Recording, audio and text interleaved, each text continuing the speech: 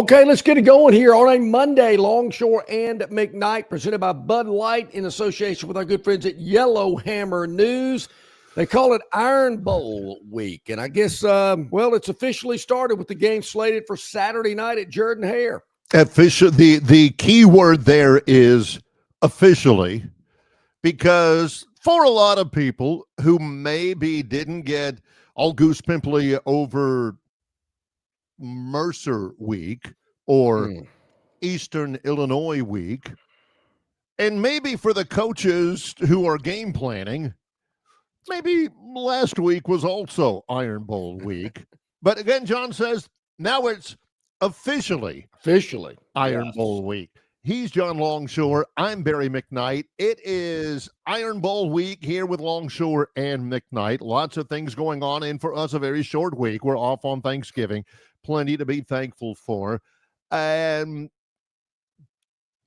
the vibe about the Iron Bowl feels a little different, John, than the vibe for the Iron Bowl, really, for September, for mid-September and October and early November, than it does right now. All of a sudden, Bama fans are getting nervous. Auburn fans are feeling confident. The line's 5.5, 6, something like that. A month ago, it would have been 13 or 14. What gives on this thing? Yeah, I mean, you look at it right off at face value, and you're thinking, wait a minute, a 9-2 team, albeit on the road, is going up against a 5-5 team. And they're less than a touchdown favorite. Is that right? Is Alabama 9? Auburn 6. What is Auburn's record now? They're not. They're 5-6. 5-6. Yep. So they're a 5-6 team, and they're less than a touchdown favorite. They're again on the road, but man, does that seem a little strange? Alabama is 9-2 after. And I had to tell John about this. Alabama beats Eastern Illinois on Saturday, 56-0. They're 9-2, top 10 team. If they beat Auburn, they go to the SEC championship game. If they lose to Auburn, then they don't. That ostensibly, I think, knocks them out of the playoff. They've got a ton to play for. Meanwhile, Auburn, they got two things for them. Number one, they can ruin Alabama's season, and number two, they can get bowl eligible. Hello, Gasparilla. Hello, Birmingham Bowl, 66 Bowl, or whatever they call it. Yeah. Is there a Phillips 66 Bowl? I think there no. was. It's the 76 Bowl. 76 in Bowl. Birmingham. Yeah, it used to be right. Union 76. Yeah, and then there was a Phillips 66 too. Yes, back in the day. George Carlin did a bit one time where he was Al Fleet, your hippy dippy weatherman, and he also did sports, TV sports. Hey. In Industrial League action, it was Union 76 and Phillips 66. And in a partial score, it was Philadelphia 5. Are still popular out west. I've seen them in California when I'm out there from time to time. Barry, is there, people will tell you, we'll go through the history books. I've already read Phillips' piece today. As a matter of fact, I've read it the last probably 15 Mondays before the Iron Bowl already. So if you put it together, that's about 11 minutes worth of reading for John. That's a lot. Yeah. I said, man, I swear this is familiar. I've read this before. But you'll hear about all the great games and finishes and the history and this, that, and the other.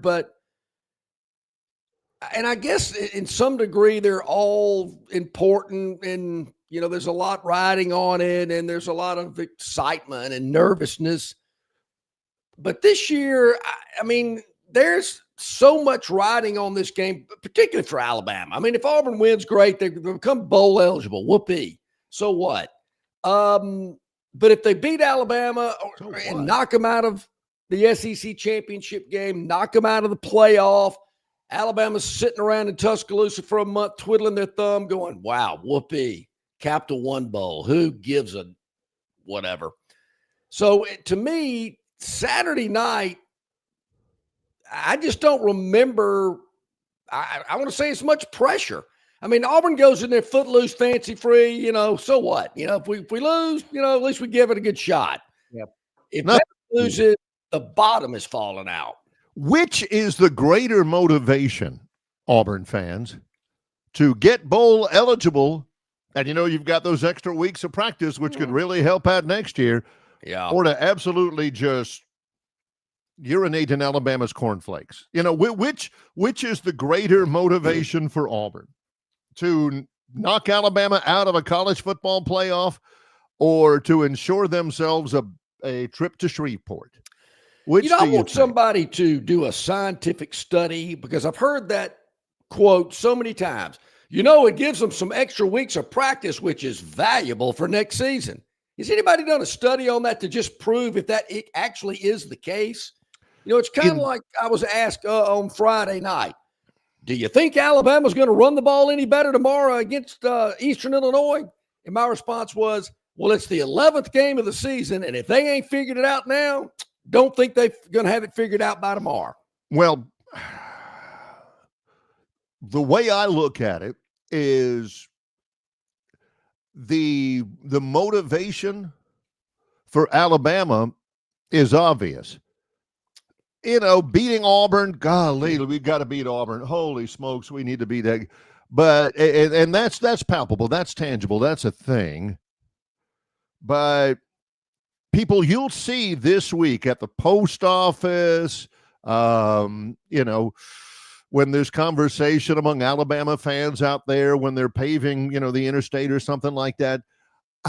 Golly, man. What happened here? I'm nervous about this game, and I don't like being nervous about the Auburn game. My gosh, they were terrible a little while ago, I think motivation, I don't see it as much as motivation. I think that's built in just because of the rivalry, and you hear it every day of the week. Throughout the summer and spring. To me, Barry, the key word is pressure. I mean, DJ Durkin doesn't have any pressure. Goes out there, plays his game, follows the game plan. If they win, great. But if Kalen DeBoer goes over there and gets beat, doesn't make the playoff for the second year in a row, is he in trouble? That isn't going to go over real well. Now, no, they're not going to fire him. But he's going to be under a lot of heat. There's going to be a lot of unkind things being said about him, written about him, talked about on television about him. Hope his wife and children don't watch it. But that is what's going to happen. He'll be in a pressure cooker unlike he's ever experienced.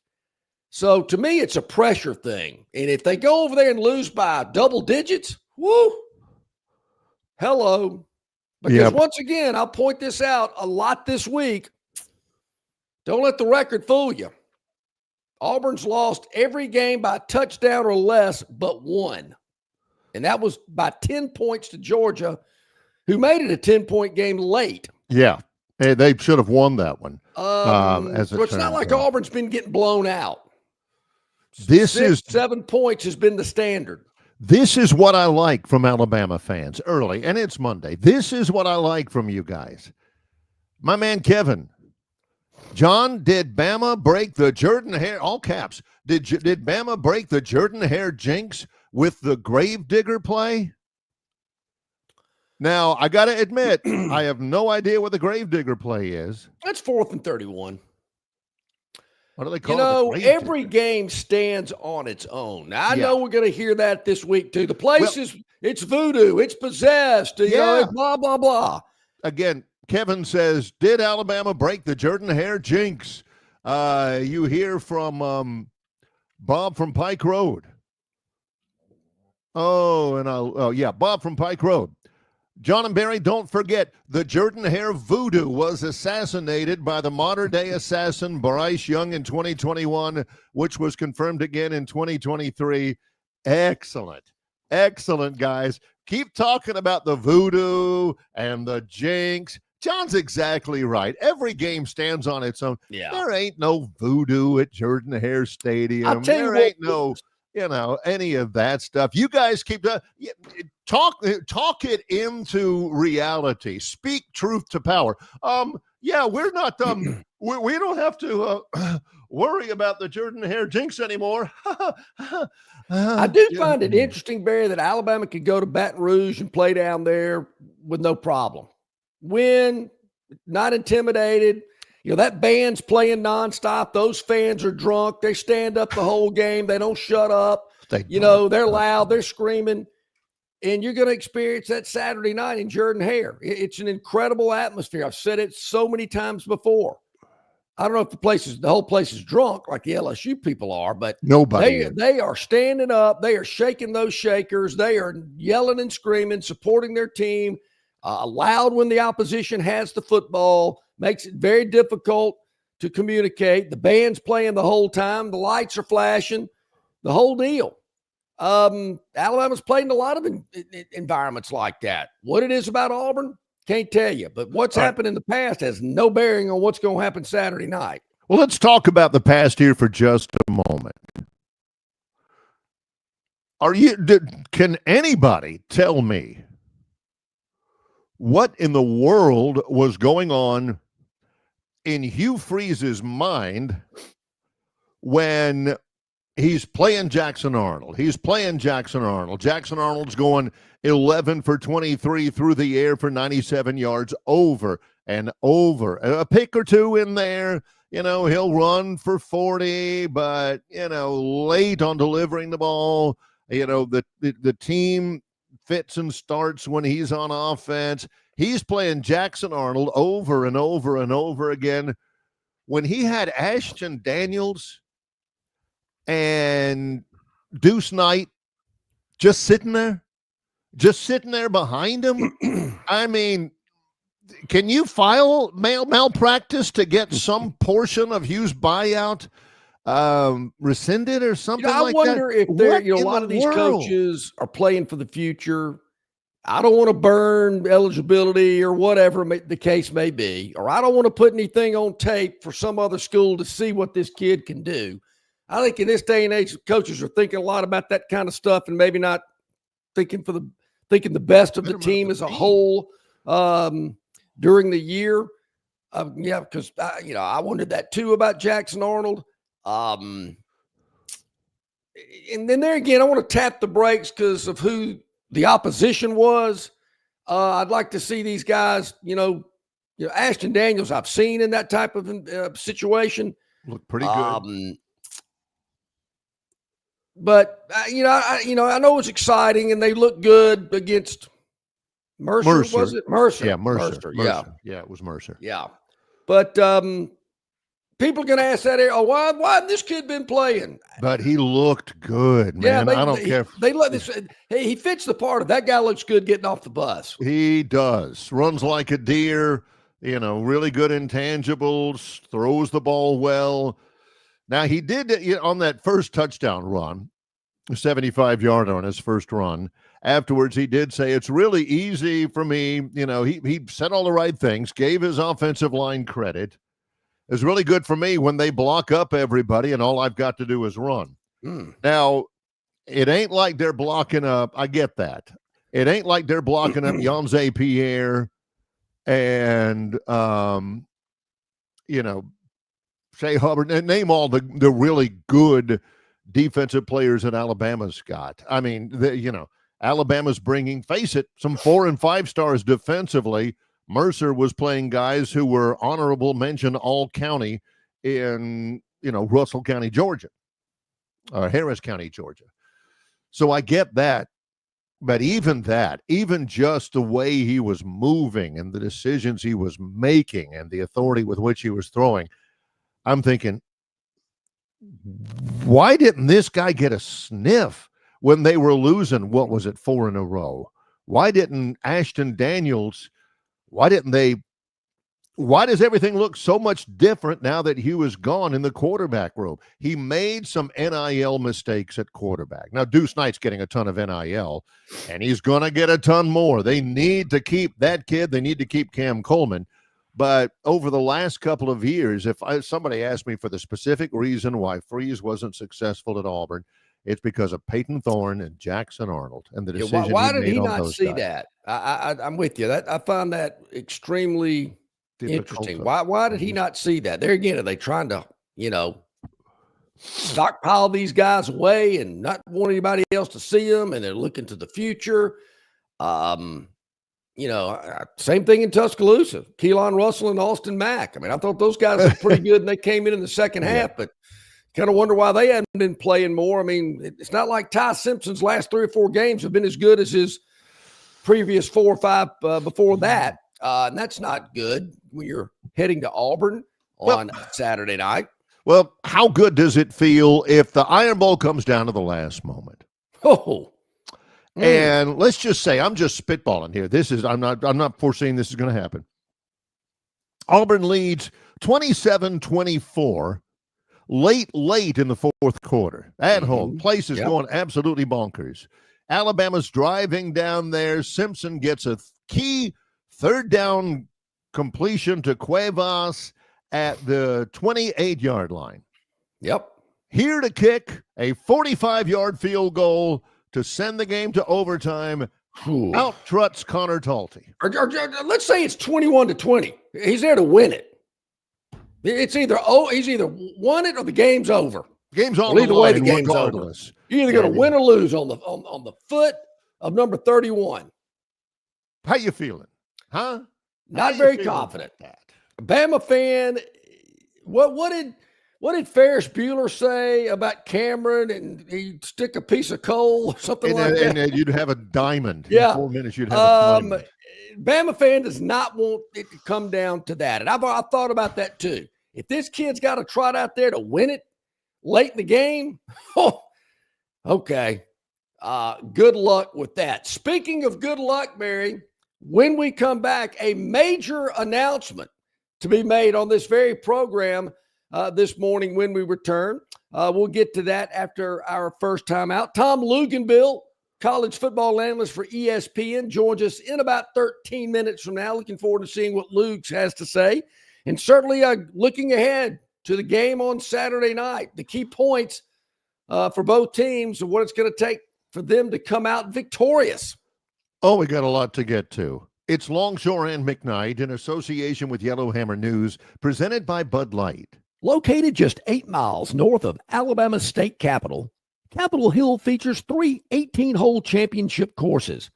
With more than 1,500 acres of golf and nature, the pure magnitude of this facility is amazing and allows each course to be drastically different from the others. Capitol Hill also features an innovative 360-degree driving range 400 yards in diameter. Capitol Hill offers a fully stocked pro shop with the latest equipment and apparel. Great food and beverages in the clubhouse can be enjoyed both before and after your round. Get your group together and hit the trail. Go to rtjgolf.com/Capitol Hill for tee times and more information. Man, where's the beer guy? Bud Light here? You got a Bud Light? Bud Light? I'm here, Bud Light. Bud Light here? Bud Light here? Bud Light here? Bud Light where? Bud Light here? Oh, Bud Light there. I missed that because of you. You did not miss that play because of me. Tough to stop talking this way? Yeah. It's actually kind of fun. Hey, I got your Bud Light. Oh, nice. Never mind. Anything for the clean, crisp taste of Bud Light. What'd I miss? I have no idea. Phoenix Physical Therapy is ready to help patients recover, recharge, and rise. They develop a customized therapy plan for each patient to get them back to enjoying their favorite activities. Their experienced team is committed to providing exceptional care in a professional environment. Whether you're looking to prevent or treat an injury, recover from a recent illness, or recuperate from surgery, schedule an appointment with our clinic and take advantage of our physical therapy, athletic training, workers' comp, and employer solutions service. Experience elevated physical therapy today. Call Phoenix Physical Therapy at 239-9316. That's 239-9316. Okay, welcome back in, everybody. About 19 minutes past the hour on this Monday. Longshore McKnight in association with Yellowhammer News and yellowhammernews.com. Also check us out on Facebook, on YouTube, on Instagram, on X, Spotify, Apple Tunes, you name it. We're there. Just search Longshore and McKnight. You can view or listen and or both. at your convenience anytime you want to. Hit the like button. We appreciate that. Like and subscribe. Very important. Like and subscribe. Oh, I love how our River Region Straw chat line trying to guess what the major announcement is here. Female host joins the program. We could have a weather girl come do the weather for us, something like that, maybe. Plainsman Preston, are you promoting Snookums or something? You know, I mean. Okay, here we have it. Here All is the big news. No, I will not be in attendance at Jordan Hare Saturday night, so don't be looking for me. That is not the major news. Okay. I won't be there. I'm not planning on it as of this moment. What I am going to tell you, though, Barry, is there were some games last weekend. Auburn played Mercer. Alabama played Eastern Illinois. And the final score of the Alabama-Eastern Illinois game was 56-0, I believe. 8 rushing touchdowns for the Crimson Tide. Longshore, don't say they can't run the ball. Please. Come on. I don't want to hear that. Against that team? Really? Come on. 56-0. Congratulations to our man, Mark Cumbie, a.k.a. LSU Mark. Picked the exact score for the Alabama-Eastern Illinois game. Mark submitted 56-0 earlier in the week. Mark has won a 1-carat lab-grown diamond from Marguerite's Exquisite Jewelry, the Pepper Tree on Vaughn Road, valued at $500. Mark is heading out there to see Lyle later today. And Mark automatically goes into the drawing of the chance to win a 1-carat natural grown diamond valued at $3,000 during the national championship game. So, Mark, congratulations. Hit the game right on the number. Like it. Couple of things. Number one, I was just looking over the weekend at some of the picks. I think one person picked that Alabama-Mercer game in our Marguerite's contest. I mean, that Alabama-Eastern Illinois game. That one person picked Eastern Illinois to score. Hey, you got to take a chance. I think he had them with 3. Yeah, I think it was 3. Everybody else, whatever it was blah, blah, nothing, blah, blah, blah to nothing, something to nothing, everywhere out that. Number 2, layaway continues during the big, wacky, crazy, insane pre-Thanksgiving blowout going on through the end of the month at Marguerite's Exquisite Jewelry. Wacky, crazy prices, 60% off all diamonds, a 2-carat oval lab diamond ring for just $14.99, 2-carat lab diamond earrings, 14-carat white or yellow gold. And not only is everything in the store priced at an unbelievable price, but you can lay away at those prices for Christmas. That's just smart. Marguerite's Exquisite Jewelry, Pepper Tree Center next to Chappie's Deli, 8163 Vaughn Road in Montgomery. And Barry, that goes through this week, through the end of this weekend. The end of the month. Yeah, so you got till the 30th to take advantage of this during the Black Friday sales event going on all month at Marguerite's Exquisite Jewelry. Incredible, crazy, wacky, insane. It's true. I think Lyle picked that up from Crazy Eddie's Stereo Shop in New York City. Now, that's what they used to do. That's how they advertised. A lot of football to talk about. Not many great games over the weekend. It's true. It is true. Why in the world the SEC does that? I'm not totally against it, but somebody's going to have to explain it to me. Mercer, Eastern Illinois, Western Kentucky, Coastal Carolina, Charlotte, Samford. I don't know. But also, don't forget, there is basketball tonight. And I'm glad you mentioned basketball. You know, actually, Troy plays. Troy's been on the road for forever. They're now in Florida, all on the same trip as the California trip. They've actually played this morning at 10 o'clock against Toledo down in Fort Myers. But today is the start, John, of for Auburn and Alabama anyway, of that big NIL tournament they have in Las Vegas. Somebody was asking me about this. Auburn will play tonight against Oregon at 7 o'clock on True TV. Ooh, I got to look for that. Alabama will play. It's the Players Era tournament. Alabama will play Gonzaga tonight at 6:30 Central Time. On. You know what network? I was wondering about that too. I'm looking for it. TNT. Okay. Auburn 6:30. is on True TV at 7:00. Alabama playing in that same tournament is on TNT at 6:30. And you think, well, how can they be playing at the same time? Well, Alabama plays Gonzaga at the MGM Grand Garden Arena. Okay. And Auburn plays Oregon at 7 tonight. I kind of like this one in Vegas at the Michelob Ultra Arena. I'm not sure where that is. But I like the sponsor. Yeah, from what I understand, there are a lot of teams out there, so they're playing in a lot of different venues. Yeah, it's similar to the arena. They're playing in a lot of different places. Yeah, it's similar to the when the NBA Summer League plays out there. They're playing in several different venues because there's so many teams out there. Probably is it still called the Thomas and Mack Center where UNLV plays? Oh, I know where it is. I think it is. Maybe that's the Michelob Ultra. I just don't know about that venue. Right. I am familiar with the MGM Grand Garden because I saw Sting perform there in concert years ago. No Andy Summers. No, he was a solo. It was when he was some of his solo stuff.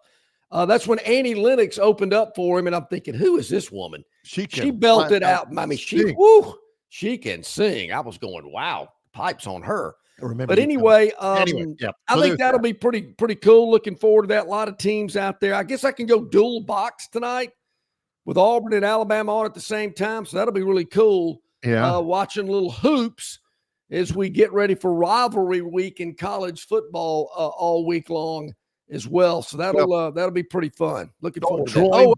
Mandalay Bay. Okay. Thank you, Theotis. Thank you, Theotis. Man knows Vegas. Troy was a winner at home against Georgia State, 31-19. That puts Troy in position. They play at Southern Miss on Saturday at 2:30. The winner there is the Sun Belt Western Division champion and will play James Madison for the conference championship in a little less than 2 weeks. So plenty to play for there. Well, what about James Madison in football? I mean, pulling out. So does a victory of that kind, even if Tulane wins, which they should against Charlotte, that'll get them to the conference championship game if they win that? Yes, yeah. And Charlotte's 1-10. You pointed that out before. They're going to win that game, and they will go to the American Conference. Does Tulane have to win out? I mean, win their conference championship game to trump James Madison? Do you think they're still in good shape? Well, it's interesting. I'm glad you said it because, Tulane has had a strong season. James Madison's only lost once, and they just beat Washington State over the weekend. And yet Tulane was the team, that was in the top 25, in the playoff top 25 from the group of 5, which was interesting to me because I thought it would have been James Madison, even though I love Sumrall. If that's the case, for some reason, Tulane has the upper hand there and would go if everything else was equal with James Madison. So I don't know. Any good games this weekend? Anything at all to watch that was of note? Well, Georgia Tech spit the bit. Man, they had everything in front of them. Did somebody not tell you that maybe? About 45 minutes away. Yeah, about 45 minutes from now. Georgia Tech, a big loser over the weekend. Had a big comeback, though. I got to give them credit. They didn't completely collapse. Yeah. Give me a break. Elsewhere, USC. They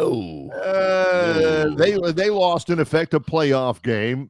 We got it. We got that game. How should I put it? Where we wanted it to be, if you catch my drift. Yes. And then for some reason, Southern Cal let Oregon score again late. I'm thinking, whoa, wait a minute. Oregon's already winning the game. We got it where we want it. Don't give them an oh, by the way. What they do, they gave them an oh, by the way. Also, Missouri.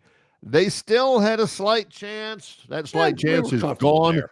Oklahoma is 9-2. Yep. Bama fans, if you're really, really antsy about things, and you should be, you really wanted Missouri to win that game. Oh, no. What? Yeah. No, we didn't. The fan base. Some other people wanted it. Yeah. Hey, Tobias wanted us to answer his question. And I'd love to know what Luganville thinks about this, too. We'll ask him after this next break. Tobias, who is in Arizona, watches out in the desert. We appreciate that, Tobias. Morning, gentlemen. I'm worried about Ty Simpson. He was shaky against Eastern Illinois. I asked this question after Florida State, and I'll ask it again. Is Ty simply a good talent, but not an elite talent? I think he's trending more toward a good talent based on his last 3 or 4 games, Tobias. I think he's a better quarterback than Jake Coker, but Jake Coker had a lot more help than Ty Simpson. I mean, why does Jake Coker catch so much crud? I mean, the guy won a natty. People forget about him. He's doing commercials for the Indian casinos in Mississippi. It's unbelievable. When we come back, Tom Luganville, ESPN. It's Longshore and McKnight in association with Yellowhammer News, presented by Why Hands? At Hands Heating and Air, you get this area's highest ranked service provider with 24-hour repair service, no overtime charges, and their same-day service guarantee. Plus, instead of other companies' 30-day repair warranty, Hands gives you a 3-year repair warranty. Hands Heating and Air is here for you 24/7, 365. And service is not just something they do, it's their way of operating, for you in mind. All of Hands employees are trained to adhere to this standard. They work hard to ensure that this standard is maintained, and they are constantly looking for new ways to better serve you. Call Hands Heating and Air today at 508-5382. That's 508-5382, or find them on the web at 834hands.com. 1. You're not buying sticks, stems, and pine cones. You're buying premium long-diddle pine straw from River Region Straw. Kenny and his staff have access to the best pine straw in the River Region, full of color that will last all season long. Kenny has locations in Montgomery, Prattville, and Auburn, and no order is too big or too small, from a few bales to an 18-wheeler trailer load. Pickup is available, or your order can be delivered. They can even spread your pine straw if you like. So call or text Kenny today, 669-5959. That's 669-5959 for all of your pine straw needs. The Destin Connection Seafood Market at 3750 Norman Bridge Road in Montgomery has the freshest seafood direct from the Gulf of America.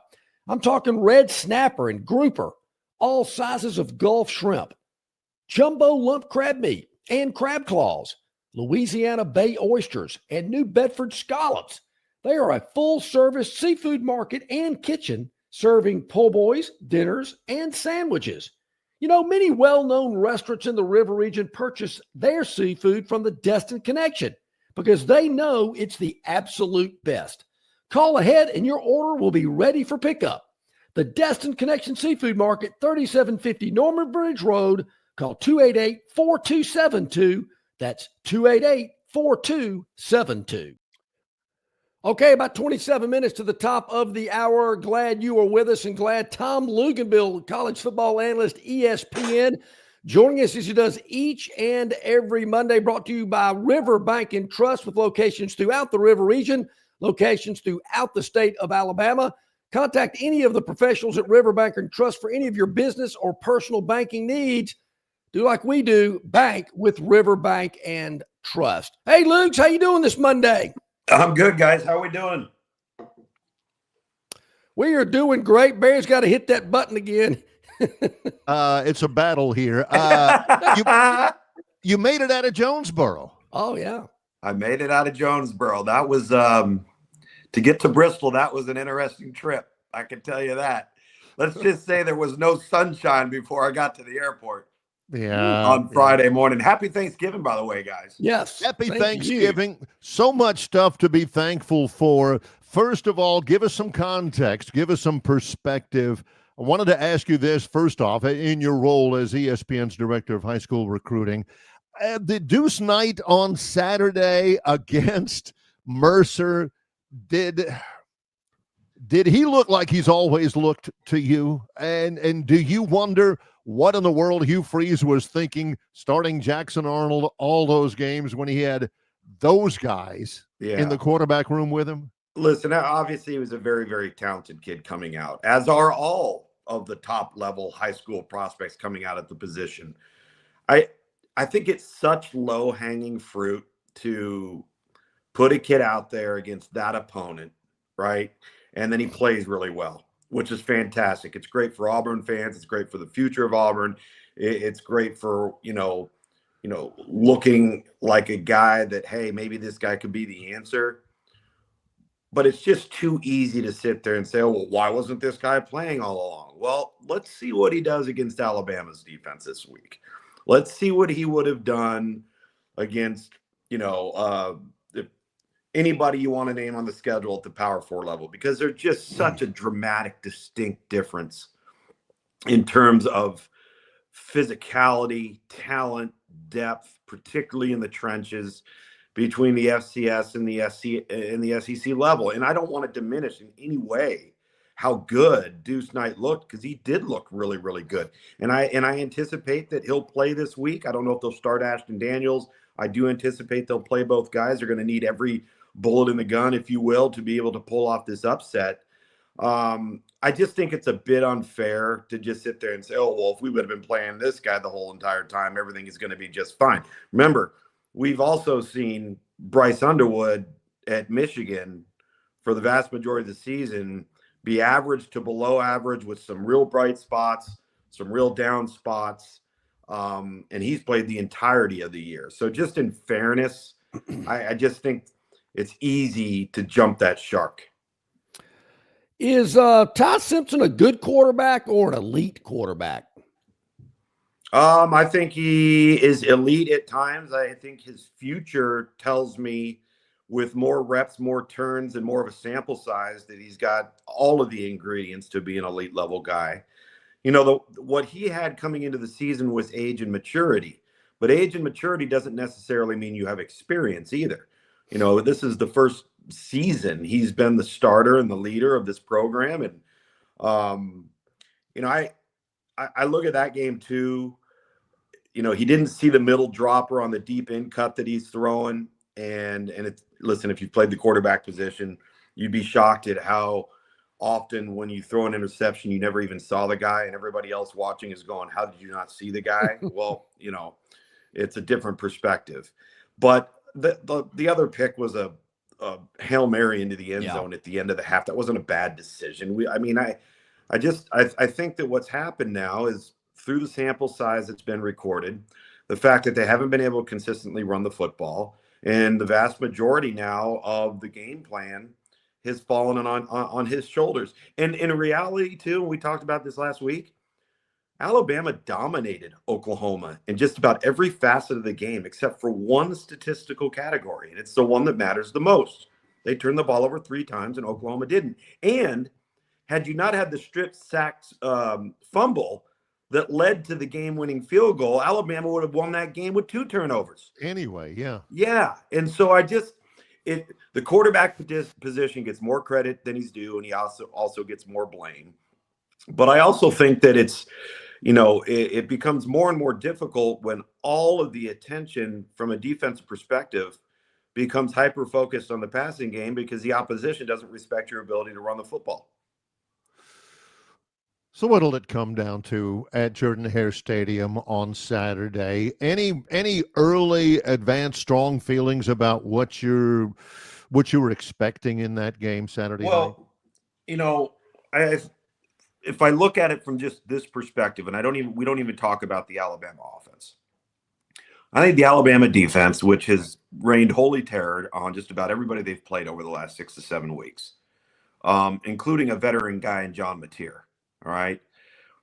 How is Auburn going to hold up in the offensive line, and what decisions will Auburn's quarterbacks make under pressure, under duress? Because they're going to see it, and they're going to see a lot of it. And your hope or your intention, if you're Alabama, is to create negative plays get Auburn behind the chains, and force them into bad decisions. Even if Ashton Daniels is the quarterback, he hasn't played a ton of football. He's played some football while he was at Stanford. And then he's played, fairly decent for Auburn. But if you get the true freshman in there, obviously you're going to have to defend his legs. You're going to have to defend quarterback run. You're going to have to be more prepared for that package than any other iteration of Auburn's offense this season.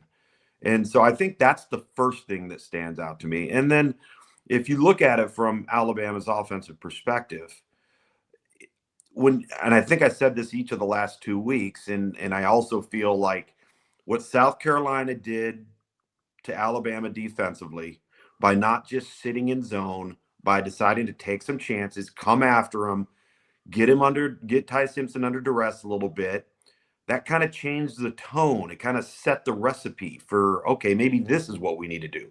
Then you go to the next week. Guess what? LSU pulled the same page out of South Carolina's playbook. Then what does Oklahoma do? They pulled the same page out of LSU's playbook.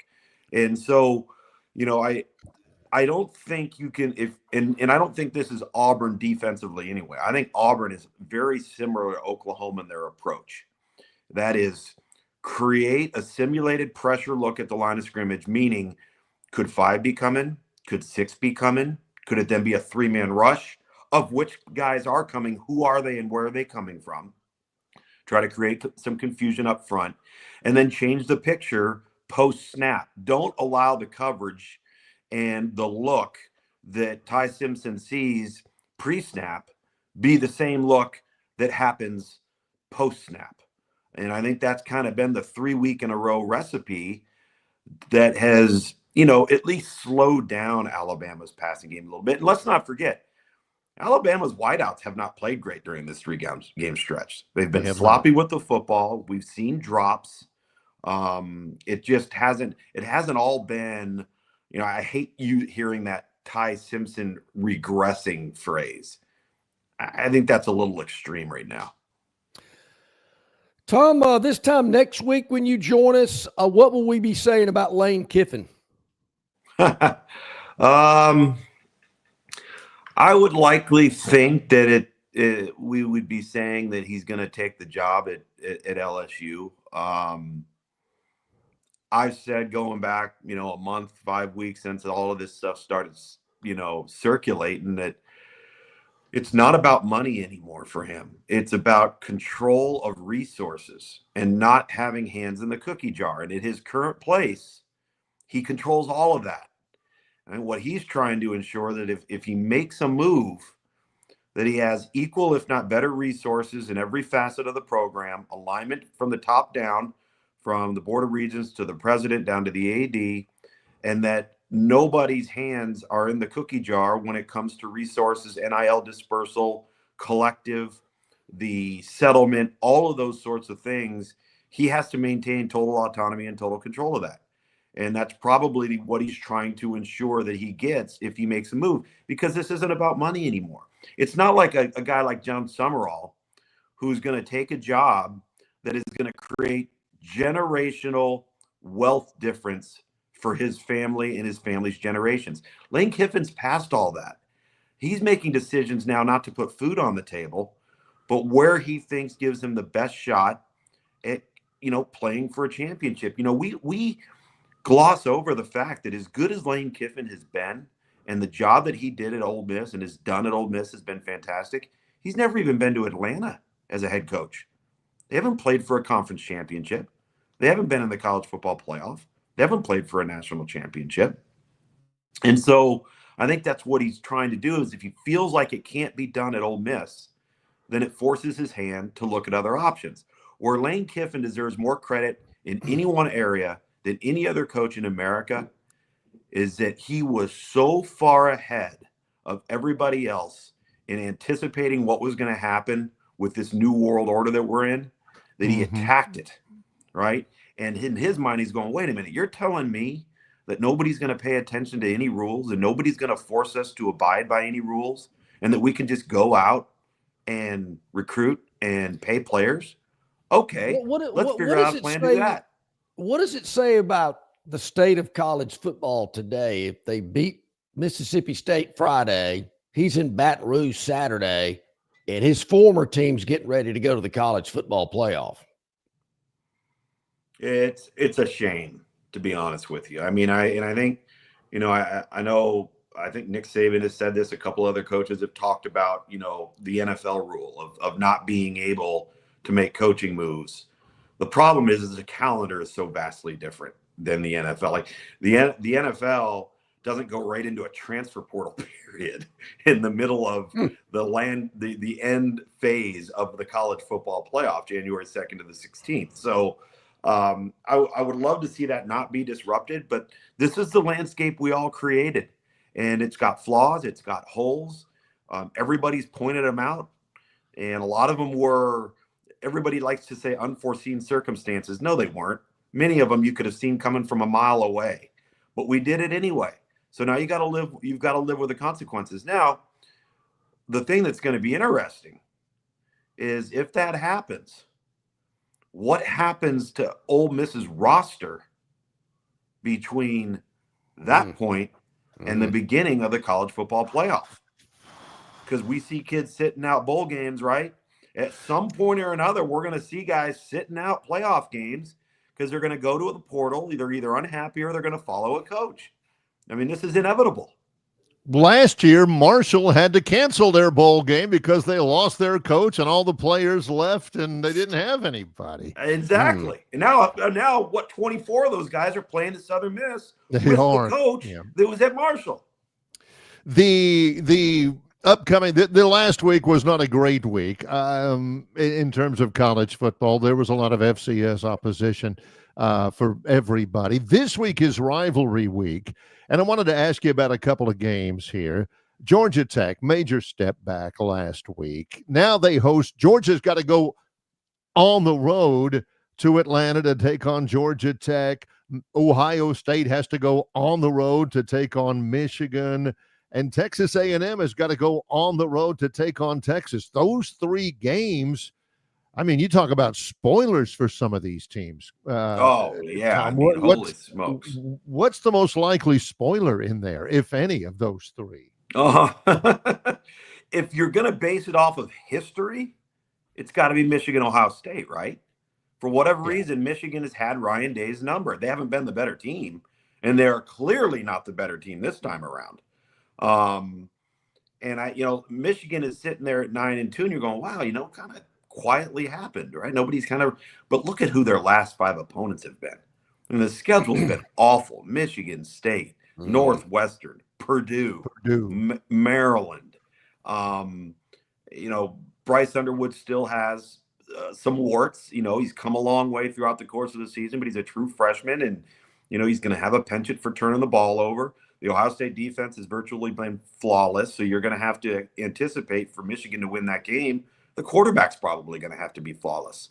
And so that would be my best of those 3 games. I'd say, okay, just because history, sometimes a team has your number, and that's been the recent case for Ohio State, Michigan. The other 2, I think the question that I would have for Texas A&M is every time Texas hasn't been able to run the football, they've lost, right? 23 yards against Georgia. Loss. Couldn't run it a lick against Florida. Loss. Well, guess what Texas A&M does really well? Play the run and get off the field on 3rd down. And so I think if you're Texas A&M, you got to say, okay, in order for Texas to beat us, that means with all of the chips to the center of the table, Arch Manning's going to have to win the game. And he's going to have to do it without being able to run the football. And so far, there's no evidence of that taking place just yet. So I think that one may be a bit of a stretch. And I also think that Texas A&M is kind of having one of those magical seasons, where it's just the stars align. They've made some of their own luck. They've dominated opponents at certain times. You just have some things go the way. They've won 1-possession games. The Notre Dame game clearly 2 weeks ago against South Carolina. So those things kind of start to build up a ton of momentum, especially when you're peaking late in November. If Vanderbilt beats Tennessee Saturday, and boy, they look good against Kentucky the other night, do they make the playoff? And if they don't, I'm just thinking, obviously they're going to get to a really big bowl game, I would imagine. Well, they'll get to a big bowl game. The problem is even if they were to win out, they're so dependent on Alabama beating Auburn. They're also very dependent on what happens in the Big 12 with the Big 12 championship game. And I say that meaning if we have a BYU Texas Tech matchup, if somehow Utah were to sneak in there and you've got Texas Tech, and then Texas Tech loses the championship game. Right. Are they going to treat Texas Tech the way they treated SMU last year, where they're not going to bump out the loser who had a great year and just diminish everything that was accomplished to that point? So then you take two Big 12 teams. You clearly look at the ACC right now. They're going to take the ACC champ, and the way that the College Football Playoff Committee to this point has treated Miami with really no justification for it. They're basically saying, Miami, if you win, we're taking you. Because 2 weeks ago, when they put them at number 15 with virtually zero chance to even play in the ACC championship game, that told you what the committee thinks. So a lot of things I think have to happen around Vanderbilt. So if Vanderbilt takes care of business, they've just got to sit back now and watch how the rest of the landscape unfolds. And I'll tell you this about Vanderbilt. The difference between Vanderbilt right now and Vanderbilt when they played Alabama is Vanderbilt all of a sudden has an explosive passing game. Vanderbilt had not had a way offensively, despite Diego Pavia's production, the quarterback run, the ground run game, the screen game, all of that stuff. If you watched them last week against Kentucky, if you go back and you watched them against LSU, and you looked at their explosives in the passing game, that's the biggest difference in Vanderbilt football the last 5 weeks. How about this one, Lugs? If Mississippi State beats Ole Miss, I got to think that puts Vandy in a pretty good position if they win in Knoxville. It would. I think that it would. I don't know if at the quarterback position, Mississippi State's in a position to pull that off. They're going to play Kamario Taylor as a freshman. They're going to play Blake Shapen. They're not a team. I don't think they're a team that wants to get into a track meet with Ole Miss. And what Ole Miss has done, and I'll give these kids credit, despite all of the coaching talk and all of the distractions, they have not allowed themselves to get caught up in it. They have not done what they did a year ago, late in November, when they went out and they kind of thought they had it made and thought they could throw the ball out there and win. This time around, with distractions, they've taken care of business. Tom, where will your game assignment be during Thanksgiving week? I am Navy at Memphis on Thanksgiving evening on ESPN, which, and I feel like I'm saying it each of the last 2 weeks. The group of five just can't have nice things. I mean, you look at the American Conference, and you had everything set up if you were Memphis about 6 weeks ago. Then that goes down with the loss to UAB. Then you've got everything set up with South Florida, right? They then go lose to Navy. Navy loses to North Texas. Tulane goes out and gets hammered by UTSA in the game that I had. Right. Which, by the way, don't play UTSA at home. Because you told East us Carolina beat Memphis 2 weeks ago and then goes and gets obliterated by UTSA. That one I did not see coming. So here we are looking at potentially having North Texas and potentially Navy or Tulane in the American Conference Championship game, which puts, I think, obviously Tulane and North Texas in the driver's seat for the group of five selection.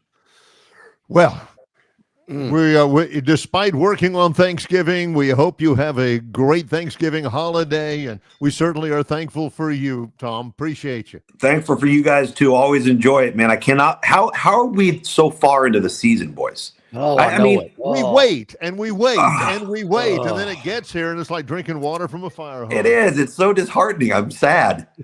Me too, because it hit you like a brick wall. You go, whoa, what just happened? I know it. I know it.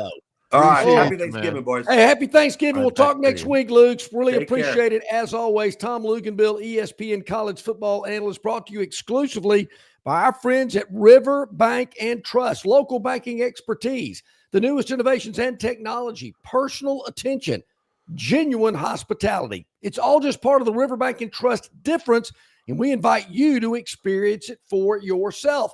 Locations throughout the River region. locations throughout the state of Alabama, River, Bank, and Trust. A little bit later on, I don't want to presuppose. I don't want to put you on the spot either, John.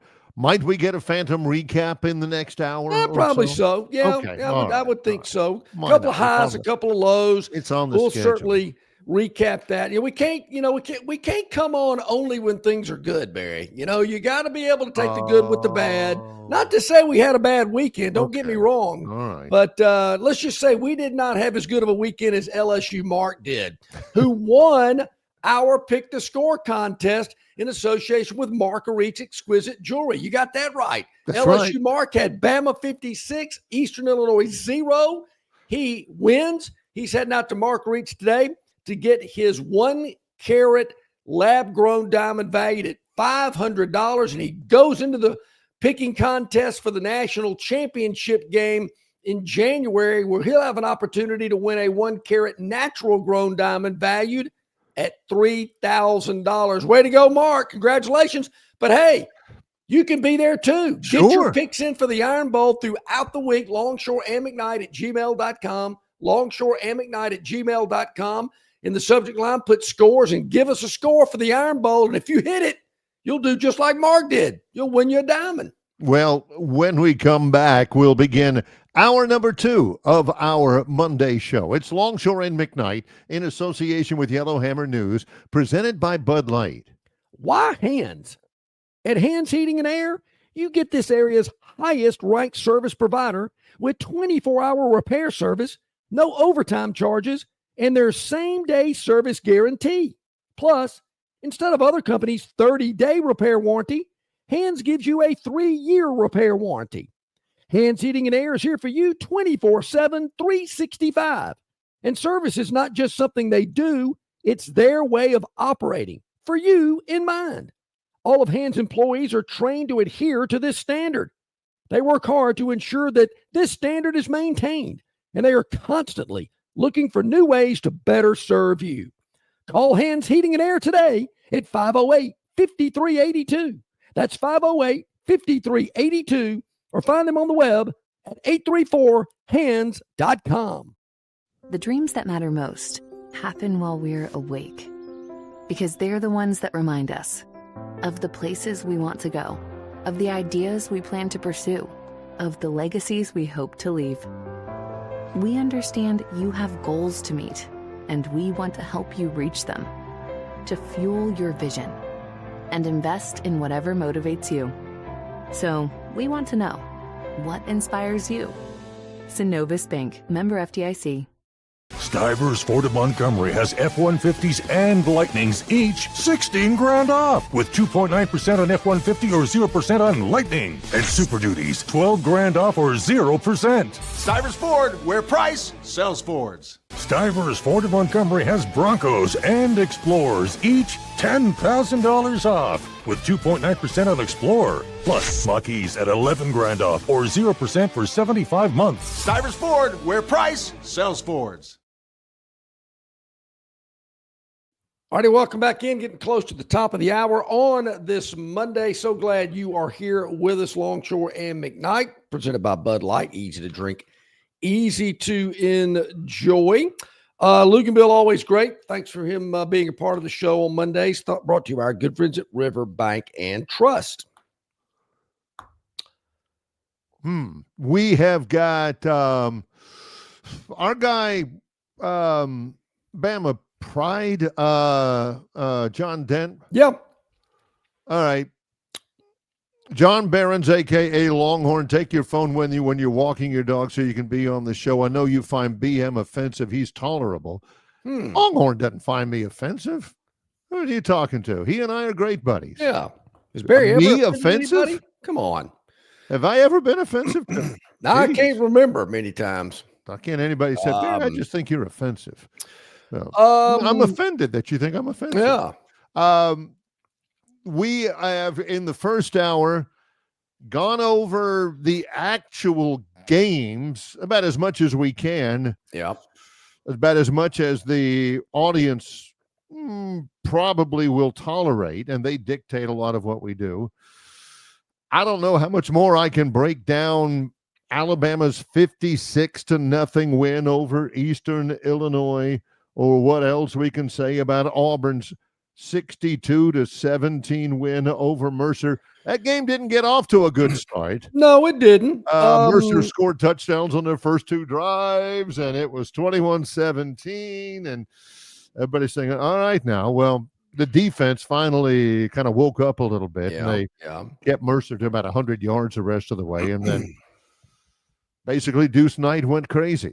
How do we feel about all that, Auburn fans? Now, then, all this giddiness about Deuce Knight, I mean, okay, I saw some glimpses, but, it's kind of like the guy rushing for 1,000 yards in a 5-game stretch against 5 defenses that are ranked 80th or worse. Oh, man, the guy's really got it. Okay. Let me see how he plays against the top 10 defense. That's all I'm saying. This looking good, getting off the bus business, okay, I got it. But, when things aren't, maybe I shouldn't use the word easy. You shouldn't, you're talking about an opposing team's defense, but it's never easy. Things were a little more manageable, I guess, Nice. on that. So, I don't want to jump on Hugh too bad for not playing this young man any earlier. You jumped on Hugh pretty good during the season. Now, all of a sudden, it's like, well, I don't want to speak ill of people who are, I don't want to kick anybody when they're down. I mean, come on. Wants to kick them when they're up, man. Yeah, exactly. Kick them when they're down. Now when you're out of the picture, it's no fun kicking you now. I mean, heck. That's Philip Marshall's job, anyway. Yeah, let's do it when you're still around. Yeah. I got a question for our viewers and listening out All there. As I'm thinking about this upcoming Iron Bowl, and I thought, because there's a lot of things I've thought about it when it comes to the game. I don't want to lay it all out there on Monday. We have a whole week to break the game down. But as I was thinking, I thought, what's been the best game that Alabama has played so far? Just a complete 4-quarter best game they've played. Against a decent opponent. I mean, is it Georgia? Was it the win in Athens?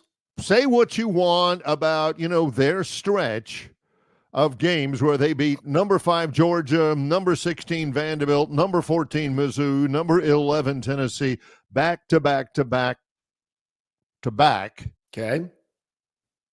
That's impressive. That's a terrific September/October. But of those 4, probably going to Athens and winning would be. That was the one. That's the one that the committee is saying. All right, for anybody out there, that's the biggest win of the season. Okay. For not just for Alabama. Nobody in the eyes of the College Football Playoff Committee had a bigger win than Alabama had over Georgia. Nobody. Ohio State, Indiana, any of those. That was the biggest win. It was in Athens. Georgia was number 5. Victory. Yeah. 3-point victory. They are riding that even now, John. They are riding that until, the horse breaks down. They haven't taken advantage of it, though. No. You're starting to look and say, how in the world can they beat a really, really good, really, really physical Georgia team in Athens and then lose at home to Oklahoma, who's not bad? Oklahoma's really good. Yeah. How do they the best win that anybody has had is Alabama beating Georgia. One of the worst losses that anybody in the top 25 of the playoff committee rankings has had is also Alabama. That game was against Florida State. November 27th. Now, the Vandy win, I'll give you that. Vandy's a good team. Texas and Alabama are the only 2 teams that have beat Vanderbilt. Missouri, I think, is leaking oil. They've had some injuries. I get it, but I didn't think Missouri's that great when Alabama beat them because their schedule was pathetic. Missouri had played nobody leading up to Alabama. UCA, I have no clue who UCA is. On a Thursday night is who they opened up with. Central Arkansas, the Bears. Conway, Arkansas. Then Kansas, then Louisiana. That's to our listening audience. South Carolina and UMass. All 5 of those games were at home. So certainly Missouri was ranked, undefeated, looking great. Bama goes in there and gives them a shot of reality. Just hadn't been impressed with Missouri. But, they're going to pump that, hey, beat 4 teams in a row in the top 15. Okay, I do the same thing. I get it. It's like national championships. Hey, I think we won it in 41. Put it on the letterhead. Absolutely. Tennessee, okay, they're pretty scrappy. They've got some holes, but I'll give them that. South Carolina, they're lucky to win because they're playing against a quarterback that ran all over the place on them.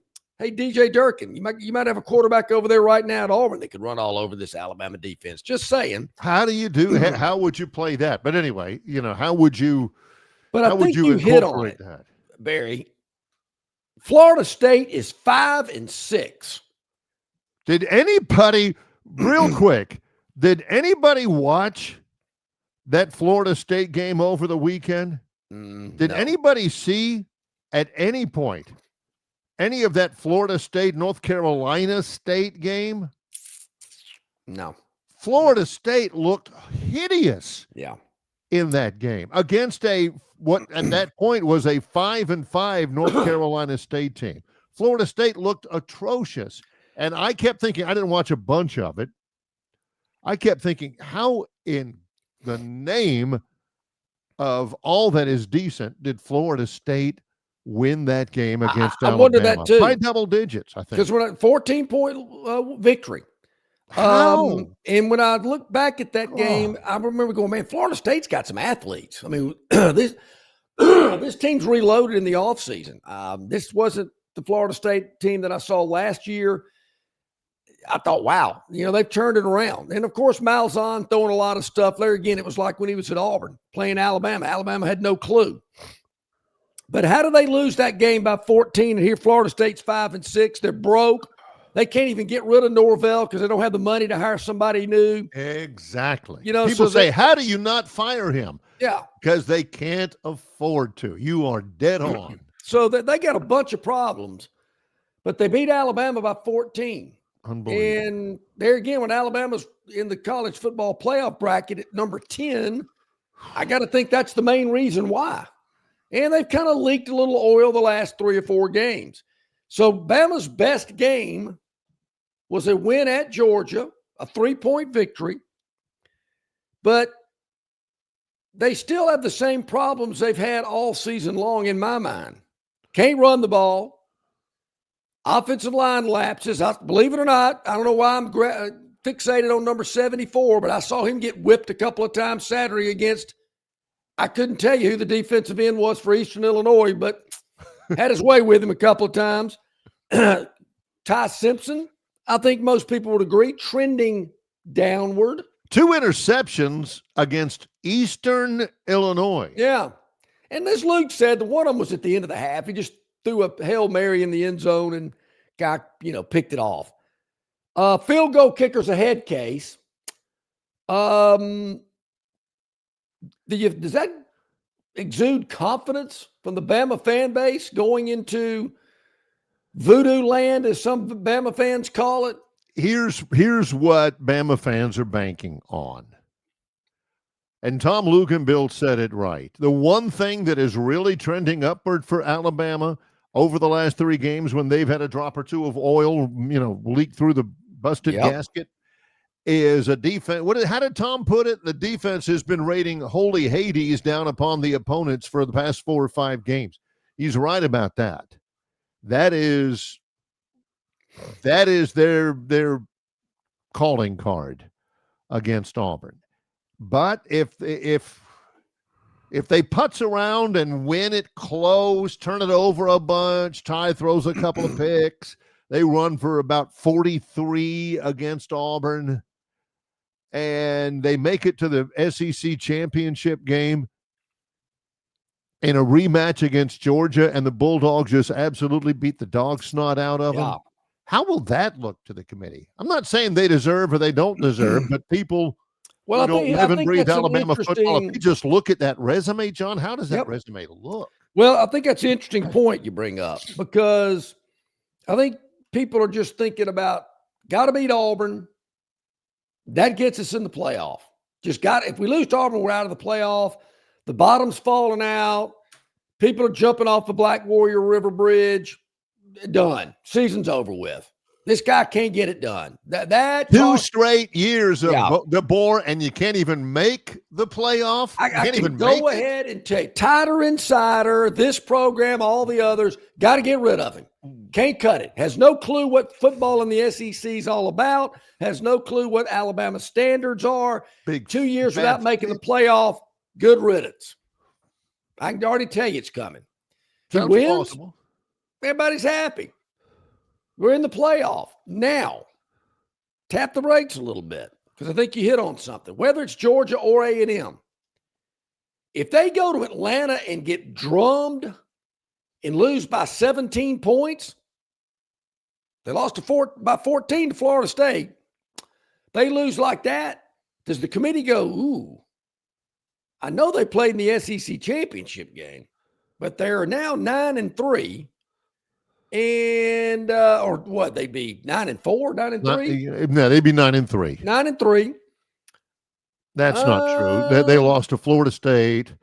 Oklahoma they lost and Texas. That would be their three loss. Be 10-3. They'd be 10-3. 10-3, correct. Do we want a 10-3 team that just lost by 17 points in the college football playoff? This would be, and this is going to happen. If it happens this year, John's scenario would not be surprising. It would not. It honestly wouldn't. I'm not rooting for it or against it, but it could happen. But if it doesn't happen this year, it's going to happen at some point. It's going to happen at some point where somebody playing in the SEC championship game where a loss would knock them out of the playoffs. And Sankey ain't going to like it when that happens. So my thinking is if they beat Auburn and go to Atlanta, they better not lose by more than 10 points.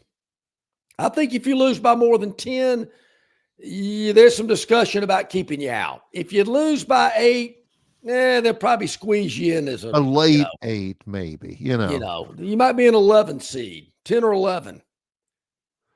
But John has said really since the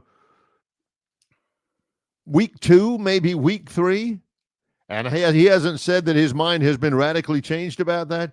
He said, even if you make the playoff, Alabama, you ain't going too far. I don't think this is a national championship team. My eyes tell me that. I'm a big eye test guy. Yeah. And now there again, I do want to see Ohio State against Michigan and, Indiana playing Ohio State in this championship game. I want to see how real these two teams are. I believe Ohio State is. I do too. The talent, no the depth that they have, I think they're for real. I want to see Indiana get tested against them. Is A&M for real? I mean, I know they beat Notre Dame earlier in the season, but A&M has played nobody in the league. They have escaped against a poor South Carolina team. Yeah. So I want to know how good they really are. Yeah. Notre Dame's trending high. I mean, they're running the ball well. They hadn't played anybody either, but I kind of like the way Notre Dame's playing. Nobody out, Oregon, hot and cold. I'm just telling you, watch out for the Indiana Hoosiers. They are against Ohio State.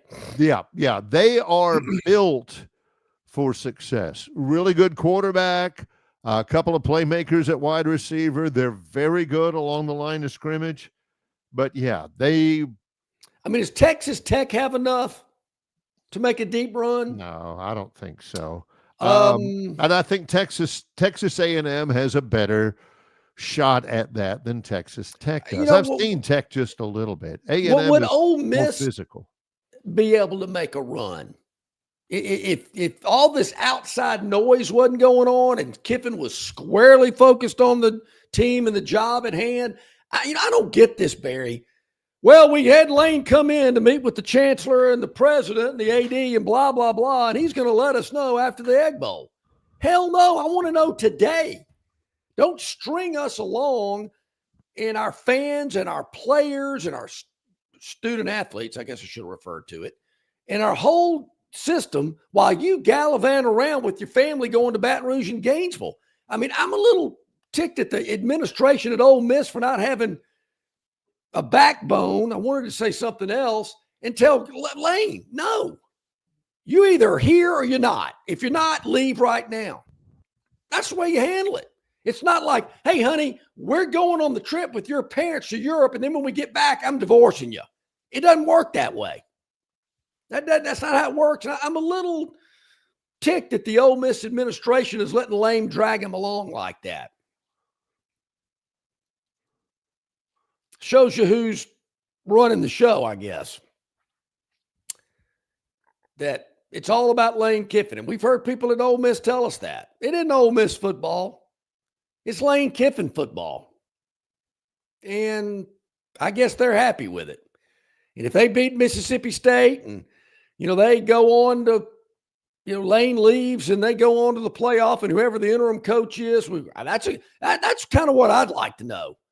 If Lane Kiffin leaves Saturday, who is the interim coach at Ole Miss going to be?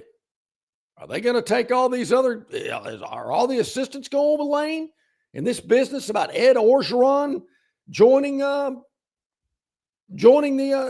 staff in Baton Rouge? Boy, that'd be crazy.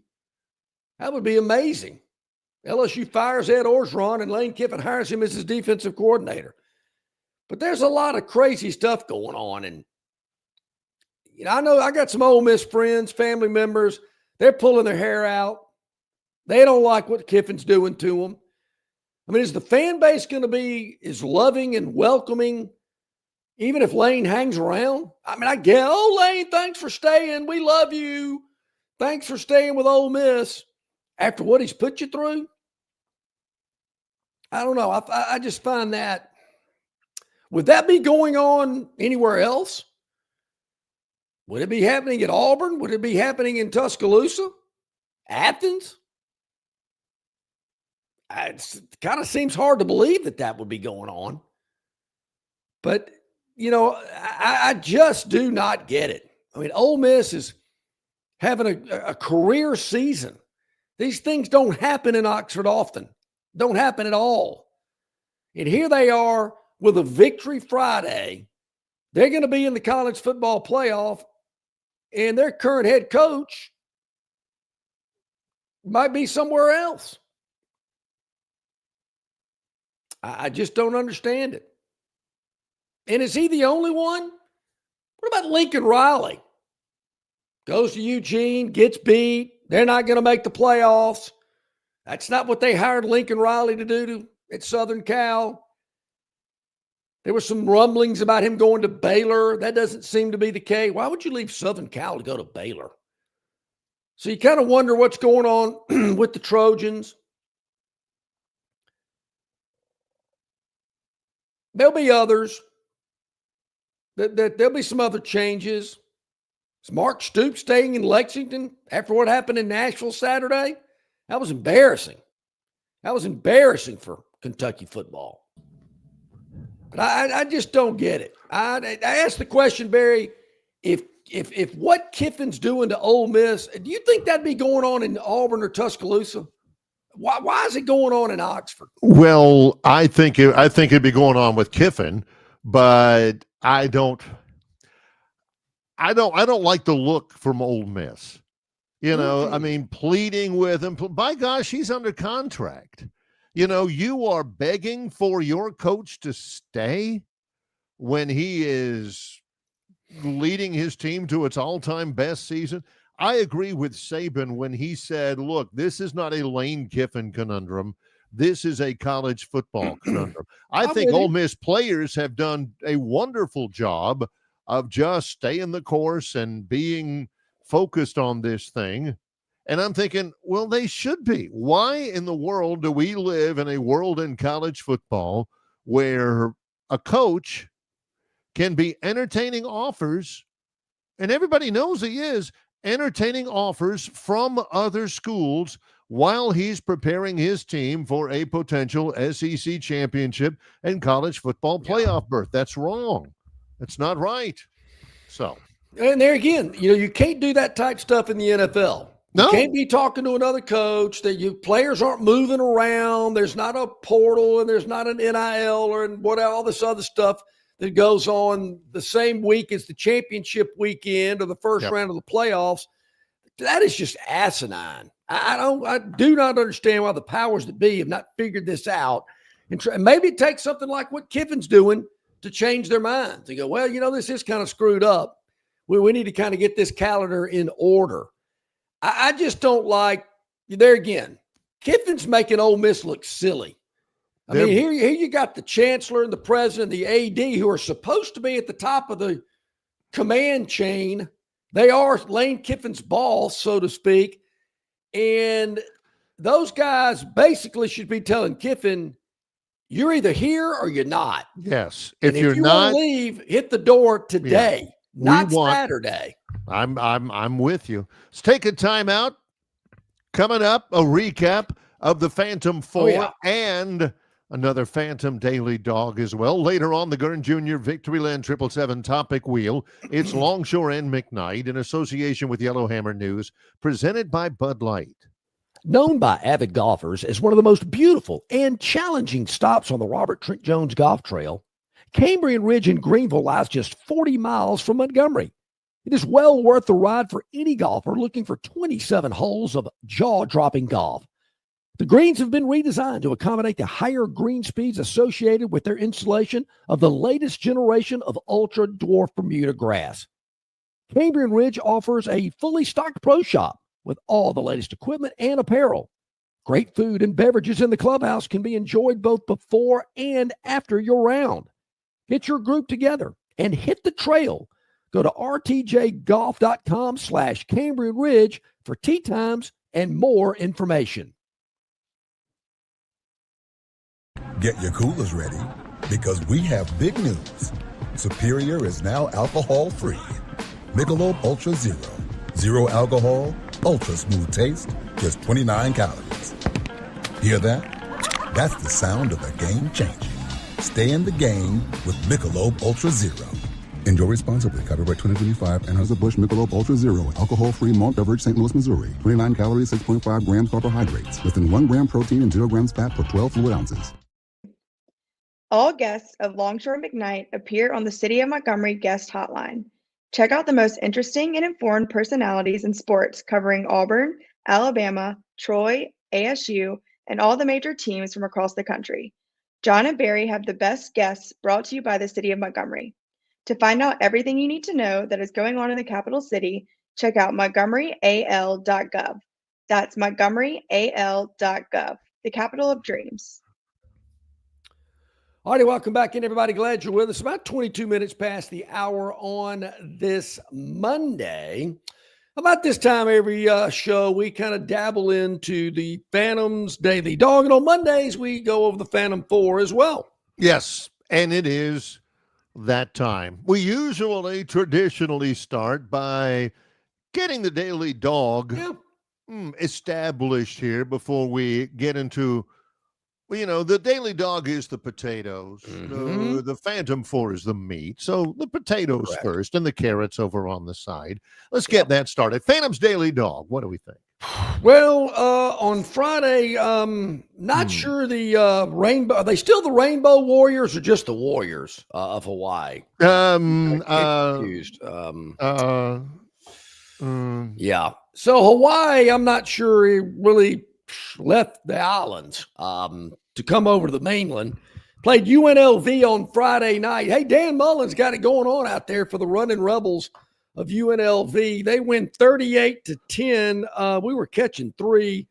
That's a long way from 38. So Hawaii just didn't come to play on Friday night. That was a tough one. Fridays have been good for the Daily Dog. Not so much last Friday. And they are. The men's teams are called the Rainbow Warriors. Okay. The women's team is called the Rainbow Wahine, which is the Hawaiian word for women. Oh, Wahine. Rainbow Warriors, still the case. Just make a note in case we have Hawaii playing in a future Phantom Daily Dog. Okay. Yes. All right. So today, Barry, for our Phantom Daily Dog, we're going to the National Football League. Here we go. The National Football League, which is Monday Night Football. A matchup that, I'm thinking, you don't see this matchup very often. No. You don't see the Panthers on Monday night very often. No. They are on the road tonight. Yep. To take on the San Francisco 49ers in what I believe, even though Brock Purdy is better and might play, it's a battle of former Alabama quarterbacks. Yes, it is. That's exactly right. Bryce Young and Mac Jones. Yes. Mac Jones has played well. Also, Christian McCaffrey, he played for the Panthers for many, many years. Oh, yeah. But tonight's game, Barry, San Francisco, a favorite in this game, but we like the total. Nice. This game. I was thinking, and I never really know until I talk to the Phantom about this. I was thinking, this is just me now. Yep. I was thinking that the total is a little low. Do you really? Well, that's very interesting, Barry, because we do too. At 49.5, we see this game in the 30s.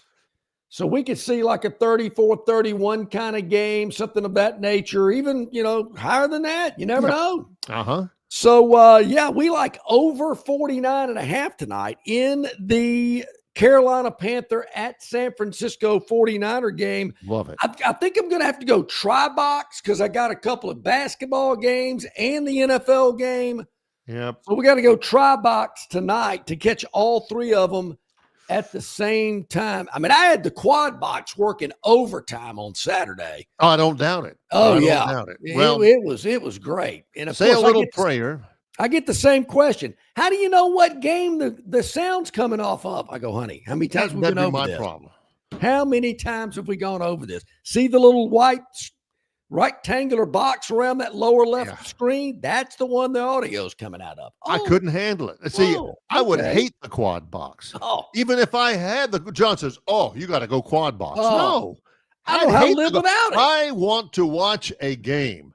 I want to watch, oh man, this second down play. Gosh, if they can just get it to third and short, then it's in 2 down territory and they're fine. And John's like, they're not scoring up there. Let's see if anybody's scoring down here. What's going on over there? I mean, I love it. I do. I just love the constant action. It's just awesome. I love it. So, I'm going to go tri-box tonight, I guess. So that's our daily dog over 49.5. Say a little prayer for the 49ers. Say a little prayer for the Phantom because tomorrow, 2 games in the Mid-American Conference. Whew, that league killed me. Oh man, it has just been tough. We'll try to get a winner out. Well, let's worry about tonight first, and then we'll jump into tomorrow. Okay, yeah. Phantom 4, another non-losing week, Barry. Another non-losing week, 2-2 on the weekend. One of them just still kind of stings a little bit, but we had a 6.5. Okay, not the sexiest game out there, but enough to get us a win. Oklahoma laying 6.5. They covered the 6.5 against Missouri. They win it by 11. Yeah, 17-3 or something. 17-6. 17-6, yeah.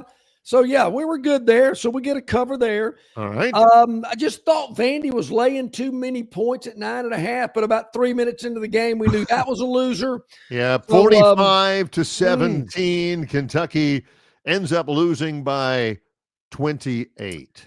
Towards the end of the game, they put Diego Pavia in the game, ran a play, called a timeout. He had kind of his curtain call, and I thought, has that ever happened before in Nashville to a Vanderbilt player? Number one, I don't trust it.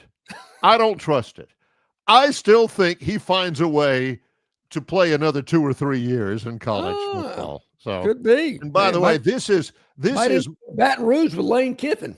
This is my wife here, who's the best ever. John, she says, "Sorry, Barry, if we had quad box, we would have it on." Oh. See, we're exactly opposite I knew from you the made over Longshore. your head, Barry. I know she's very smart and a beautiful woman, but she's on top. I'm telling you, quad box, love it. She's probably right, and it's exactly opposite of the Longshores. Because I'd watch a single game, I'd be like, "How do you tell what's going on?" And she'd be telling me, "Just be quiet." It's kind of like if you go, I don't know if I really like this, but I'm going to try it. I've heard people that have ordered it before, and they say it's pretty good. Take a couple of bites of it, you go, hey, this is pretty good. It's all right. It's like green eggs and ham. Yeah. So you might like the quad box. It is an acquired taste. you got to kind of get used to it. I understand that, but like caviar. yeah. Okay. Yeah. All right. Now, This is the game that we're still kind of shaking our head about. Right. Southern Cal goes up to Eugene. They're fighting and scratching and clawing behind most of the game, which I don't care. They can be behind all the game they want. But they get it to within 7 late in the fourth. I'm thinking, okay, we're okay. Here we go. And I don't really pay much attention to it. Next thing I know, they're flashing the scores. Boom. Whoa, 42-28. What the heck just happened there? What the? Thank you, Lincoln Riley. I hope Southern Cal does fire you. I mean, that's ridiculous. There's no reason for that. Costing me money now, so to speak. So then we had in a game, Barry, I believe it went a little something like this. We think Pitt can win the game outright. The 2.5 is a bonus. Against America's darlings, the Georgia Tech Yellow Jackets in sold-out Bobby Dodd Stadium at Grant Field. Mm-hmm. Yeah, a little pick 6 by Haynes King in the red zone when Georgia Tech was going in to cut it to a 1-score game. He throws it right to this kid from Pitt. And the guy's like, really? All right. Yeah. That's part of the game, as they say. But, Pitt gets the outright win. Jumped out to a big lead. They did. You mentioned Tech kind of rallied around. There's a little nervousness there, just a tad. But we got things back straight with that pick 6. I'll say this, Barry. Pitt is a physical football team. They were knocking the you-know-what out of Tech. And John brings that up. And we always talk about, the teams, aerial circus this and swishy that and all that kind of stuff. Look at the top 25. Look at Ohio State and Indiana and Oklahoma and, some of those teams. Those still, in this day and age of spreading it out and throwing it all over the lot and all that kind of stuff, Texas A&M, the teams at the top, John, are the teams that hit people. That's still the case. I'm glad you brought that up because you're exactly right in that Pittsburgh deal. I think one of the reasons why they're playing so well is because they'll smack you, They will smack you. They'll hit you. That's a great point, I think. I was impressed with their physicality. Yep. Dennis wants to talk about the Saints. Yeah. Well, Drew Brees was at the game yesterday. There was a the tight end, Graham.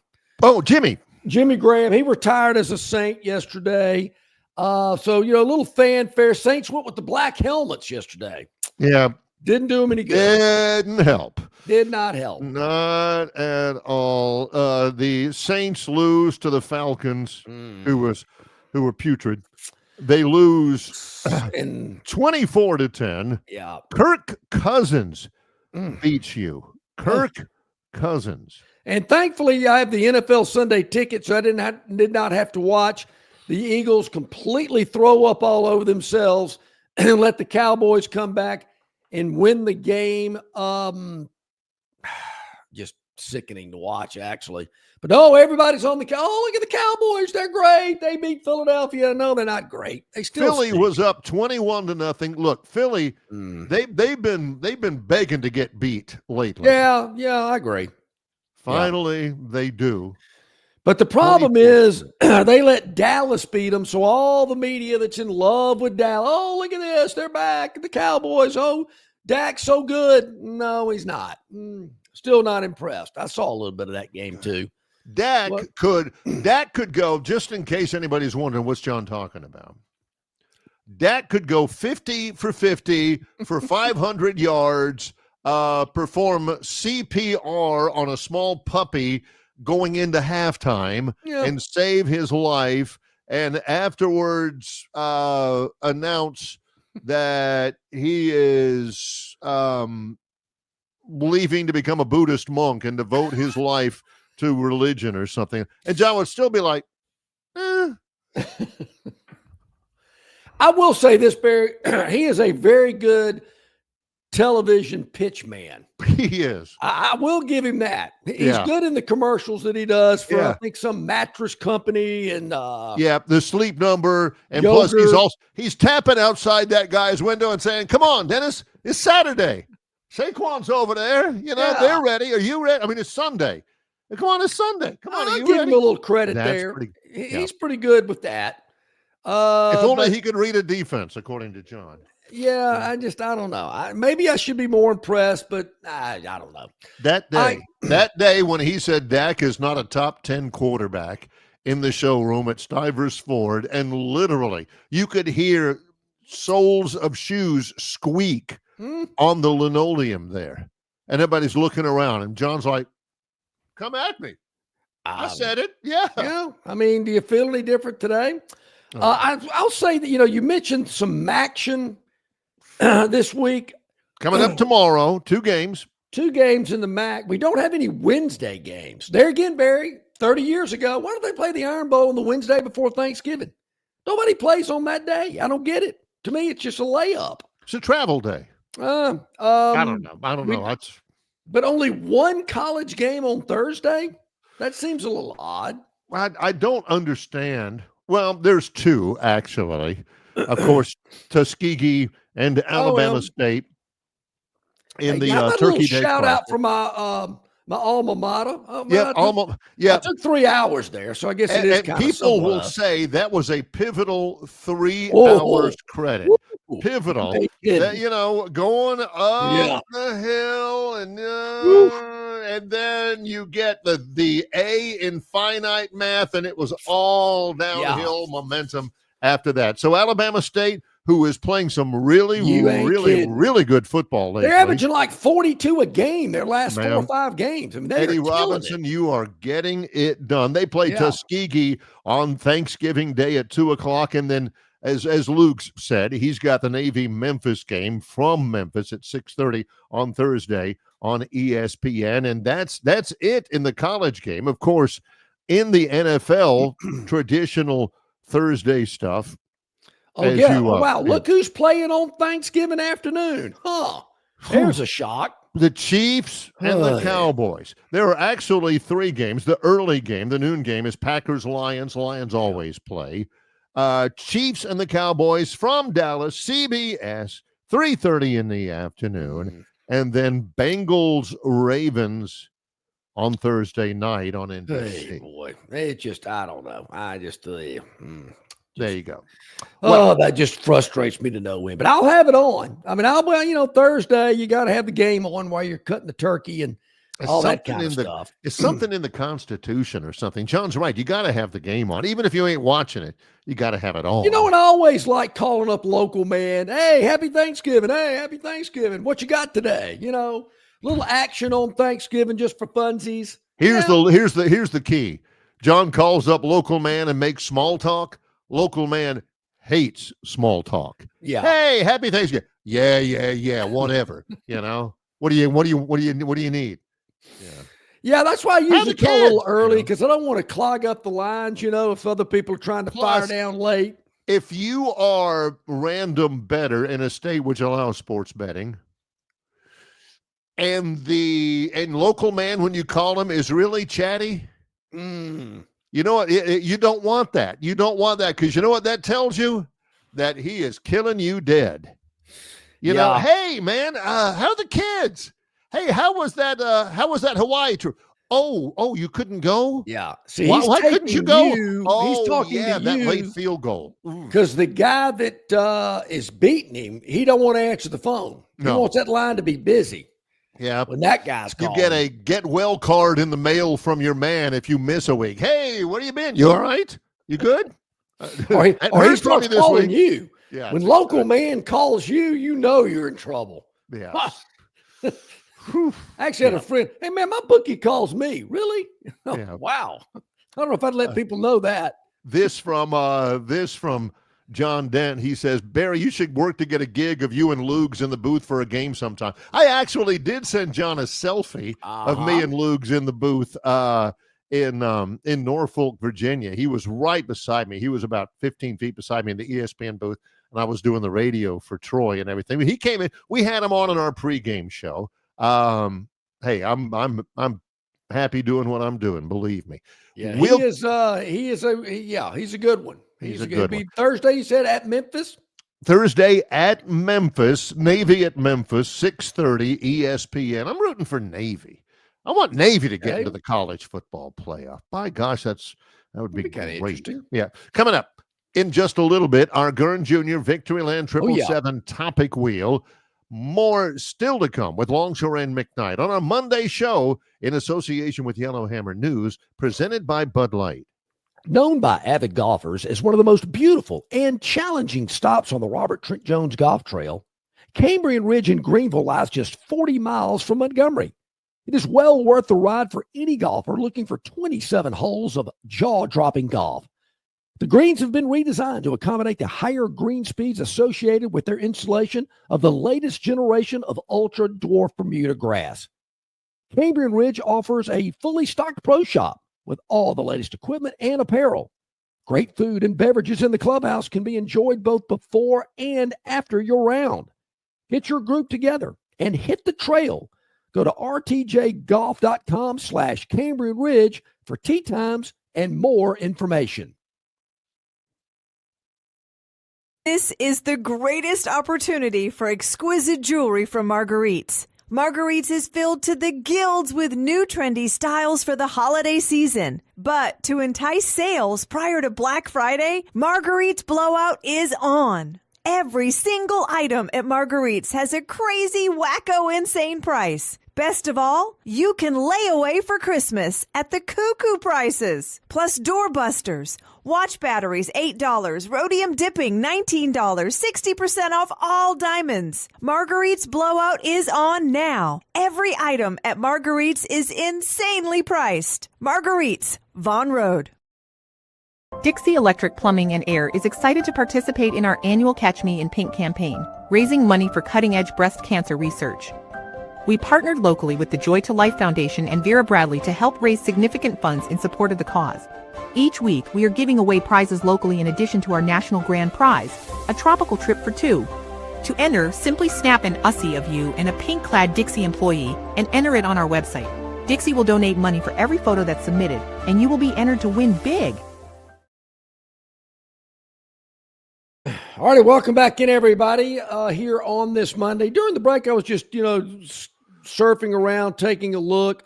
There's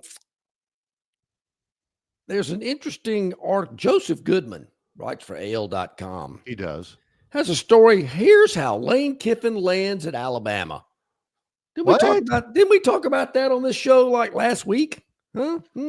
Somebody kept saying that he would crawl to Tuscaloosa. Dream job is how it's described in this article. Really? Dream job. All right.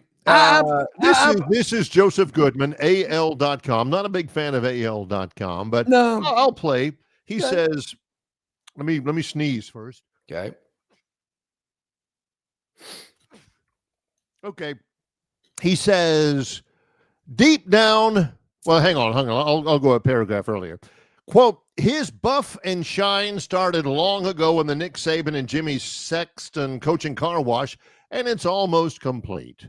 Where does Shiny Kiffin really want to go? For this small moment in time, this is college football's biggest and most annoying question. Deep down, we all know the real truth.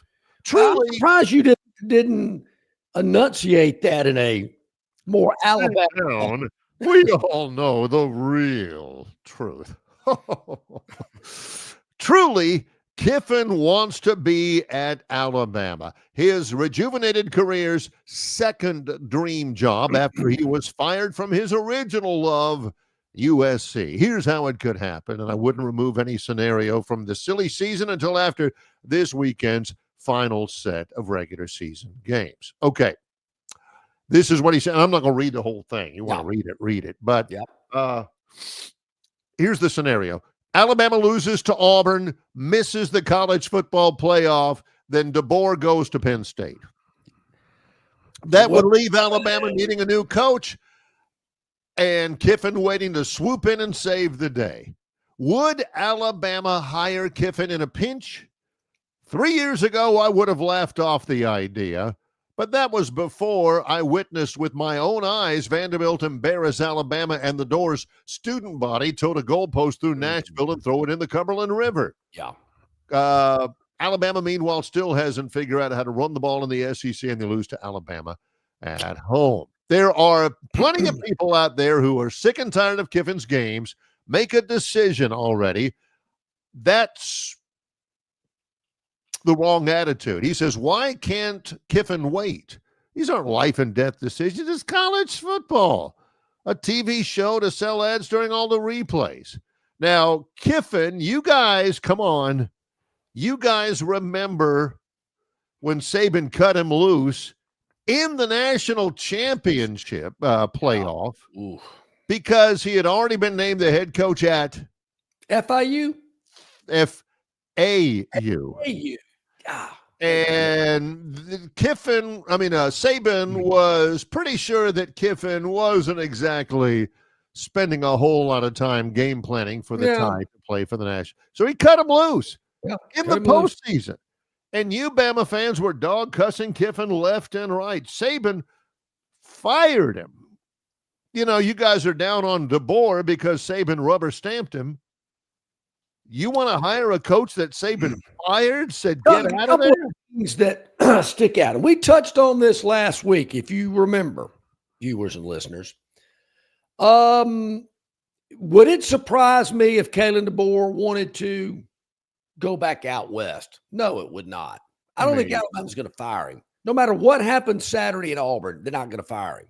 But if DeBoer maybe wanted to go somewhere else, I could see that possibly. Penn State, I don't see that. With what they did to James Franklin, he wants to jump into that frying pan? Smoke screen. If DeBoer wants to move somewhere, I think he's moving back out west. On to the Kiffin. Do I think, LSU, Florida, Alabama, Lane, they're sitting right there on the table. Which one you want? I think you'd want the Alabama job. I do believe that. But Alabama want him. Though. There again, if Lane comes to Tuscaloosa, it isn't Lane Kiffin football like it is in Oxford currently. It is Alabama football. And is Lane Kiffin going to play that game? And does Alabama have enough trust in Kiffin to play that game?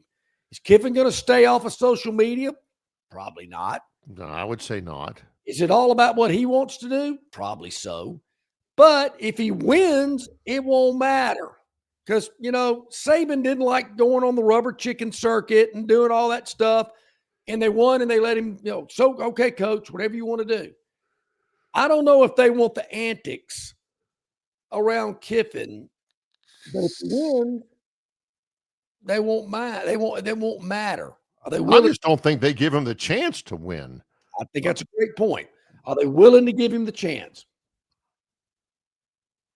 And that I'm not so sure. I'm not either. When we come back, it's the Gurn Jr. Victoryland 777 topic wheel. It's locked and loaded, ready to go. Longshore and McKnight in association with Yellowhammer News, presented by Bud Light. Local banking expertise, the newest innovations and technology, personal attention, genuine hospitality. It's all just part of the Riverbank and Trust difference. They invite you to experience it for yourself. Welcome to banking above and beyond at Riverbank and Trust. Locations throughout the river region, locations throughout the state of Alabama. Riverbank and Trust. It doesn't matter if you're running drills at the park, playing pickup on a Saturday, or sinking the final putt. When you compete with your friends with Michelob Ultra on the line, competition isn't that friendly. The trash talk, next level, and the stakes, those are crystal clear. With only 95 calories and superior smooth taste, it's the ultimate trophy. Superior is worth playing for. Michelob Ultra, superior light beer. Enjoy responsibly. Copyright 2025, Anheuser-Busch Michelob Ultra Light Beer, St. Louis, Missouri.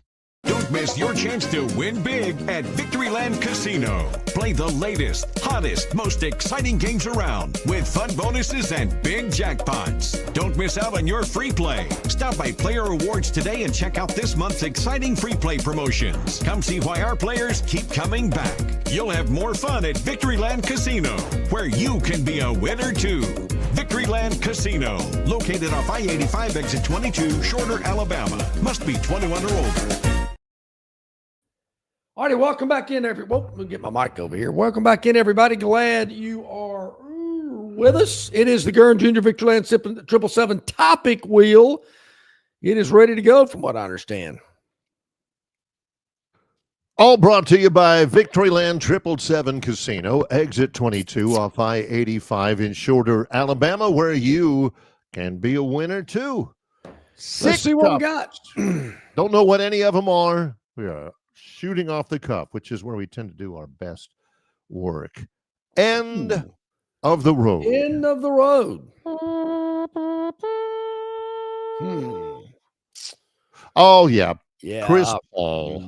This guy's been playing forever. Why did they get rid of him in the State Farm commercials instead of Black Jake from State Farm? I thought he was pretty good. He was good. Remember way back in the day when he was leading Wake Forest to a deep run in the NCAA tournament? Well, that turns out to be 20 years ago. The 2006 Rookie of the Year. Holy smokes. He played for New Orleans. Played for Charlotte. Let's see. Good. Who all is he? They were still the Hornets when he played for New Orleans. Yes. That's how long ago it's been. And he's played for the Clippers and he's played for the Rockets. He's been kind of doing a tour around Phoenix Suns, I believe, maybe he played the for them. Suns. Good one. Yeah. Yep. Definite NBA Hall of Famer. Like the guy. Great point guard. And Wake Forest. Yeah. Very nice. Very nice. All right. Going to retire. Is LeBron retired? Do we know that for sure? Ever? Yeah. All right. That's a good one. We got some more to go. Look at the colors on the wheel today. It is a multicolored cavalcade of colors. Cavalcade. I like that. Yeah. How about that word? Yeah. Up next. There's a question mark there. Up next. Vegas. Who we got? Oh my gosh. Shedeur Sanders. Are we? It is much smarter to be on the Deuce Knight bandwagon than the Shedeur Sanders bandwagon. Man. That's a color combination the Browns don't wear very often. Yeah, that's not good. The Browns need to be wearing more brown, which they don't really well. There's a pick, though. Shedeur, is that a pick six? No, got back down. Do you buy into Shedeur? Now all of a sudden he wins a game and he looks pretty good and everything. And afterwards he's saying, I was a 6th round pick. These teams looked over me over and over again, didn't pick me. Why shouldn't I be mad? And so if I'm in that, if I'm in the reporter pool in Vegas, I'm going, whoa, Shedeur. Let's tap the brakes, big man. Hey, you don't ask the question that way. Did you see who you were playing? Now, you go do that up against the New England Patriots, I might be impressed. You're playing the Raiders, for Pete's sake. Yeah.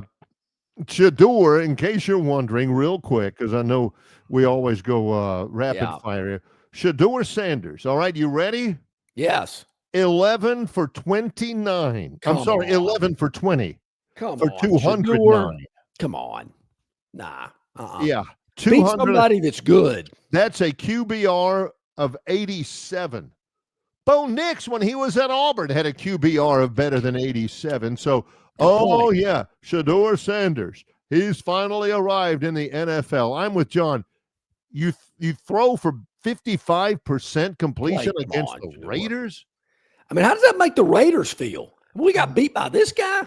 And every time, this is like Travis Kelce when he plays for the Chiefs.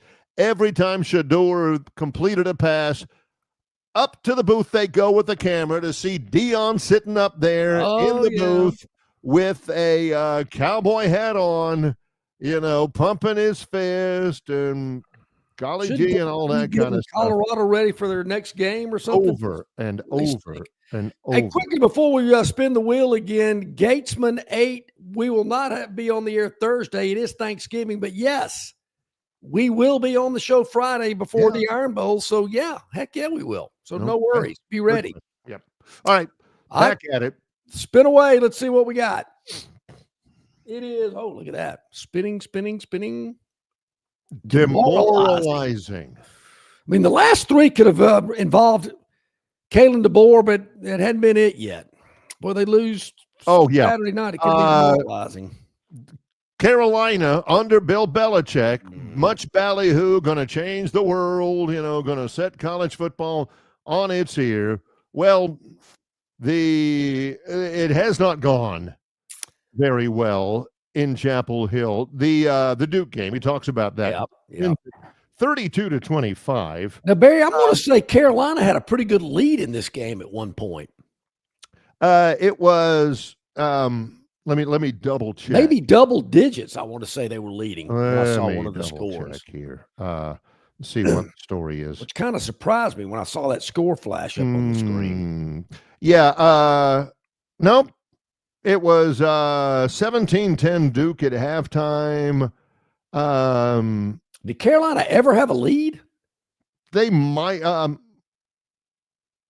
I thought I saw a score flash up, but I went, whoa. Yeah, they led 25-24 early in the fourth. Yeah, they did. They did have a lead in the fourth quarter. That's right. And then Duke scored and went for two and got it on a fake field goal. Ooh. Well, anyway, the gist of it is when Gurn Jr. puts demoralizing with a question mark. Yep.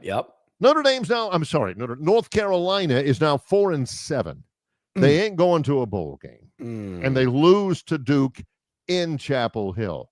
This guy who was going to set things on fire, you got the coach at Colorado. His team's not bowl eligible. He at least is watching his son in Vegas play in the NFL. Belichick, they're fighting for bowl eligibility, and he's watching his 24-year-old girlfriend in a co-ed adult cheerleading competition. I don't know what president and chancellor is more disappointed, the one at Ole Miss or the one at North Carolina. And they're paying him $1 billion to go 4-7 and stay home during bowl season. That just can't be good. Ouch. All right. Got 3 more to go. Let's load it up, spin away. Victoryland 777 Casino. Open 24/7, 365. You can be a winner too. Classy outing. Oh, yeah. The Raiders, not only do they lose to Shadur, but they fire Chip Kelly. What is it? I didn't even know Chip Kelly was with the Raiders. This was his first year. He had been with Philly before. Here's the message. He says, I am grateful for the opportunity with the Raiders. Bottom line, in this league, you have to win. I really love those players. I'm a huge Geno Smith fan. It was one of the best parts of the experience for me, working with Geno and those guys every day. But, hey, we got to win. I get it. Oh, John, that is classy. It is very classy. I thought Gurn was being tongue-in-cheek. I thought he was being sarcastic. That is nice. That kind of sounds like the same kind of statement I made when I left radio after 30 years. Yeah, the working with me part. Yeah. I'm Geno Smith in that analogy. Yeah. All right. 2 more. All right, what else we got? Sack Attack and Big Tootie. Wasn't Tootie on Car 54? Where are you? That was, yeah. Yeah. He was like, ooh, all the time. With the guy who later played Fred Munster. That's right. Oh, yeah. Gunnar Olszewski. Watch this. Okay. End around Olszewski, the tight end. Uh-oh. Guess who he throws it to?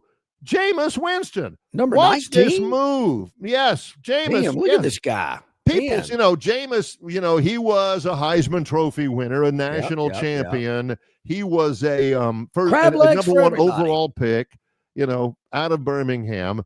He was never a great athlete. Face it, John, this is not an athletic move. Well, It's not a very good throw either. I mean, whoever threw it to him, that was But Jameis, he's become he's rebuilt himself a little bit. He's a happy guy, always chipper, good for a quote. And in the past, everybody kind of got on him for being left New Orleans and see what happens. Yeah, there you go. I'm glad for him, though. I really am. Good for Jameis. Go get crab legs for everybody tonight. All right. He's going to hear that the rest of his life. Every time I go by the seafood section at Publix, I always look and go, huh. Jameis Winston. Wow. Interesting. Yeah. All right, let's spin the wheel, see what we got. And it was Publix in Tallahassee. It was Publix. It sure he was. Boosted the crab legs. Yeah, it was. Sack attack. Sack attack. All right. Oh, yeah, Myles Garrett. How does he feel being by far the best player for the Browns, maybe the best pass rusher in the NFL over the last 8 years or so, and the Browns are terrible. Yeah. He has 17 sacks, which is good. It's good, but again, he broke his own record. It's not, I mean, he's been doing it for forever. He ends up with 18. The single season sack record is 22 and a half. Michael Strahan and TJ Watt. How many did he get against the Raiders yesterday? Just saying. He got 2. Yeah. He got 2 against them. Mm-hmm. It's just, he's really, really good. He's playing on a bad team, and it's been bad pretty much his whole career. Sorry, Gunner. Sorry, Hunt. But tough. They need to trade him or something. Get some players. All right. Hey, tomorrow, thanks to the Gurn Junior Victoryland 777 Topic Wheel. Victoryland Open 24/7, 365. You can be a winner too. Brian Matthews, auburnsports.com, will join us tomorrow. Travis Ryer on YouTube. Just to let you know, a lot of guests on Wednesday because we're kind of squeezing them all in because we'll be out on Thursday. We're back on Friday with our normal setup.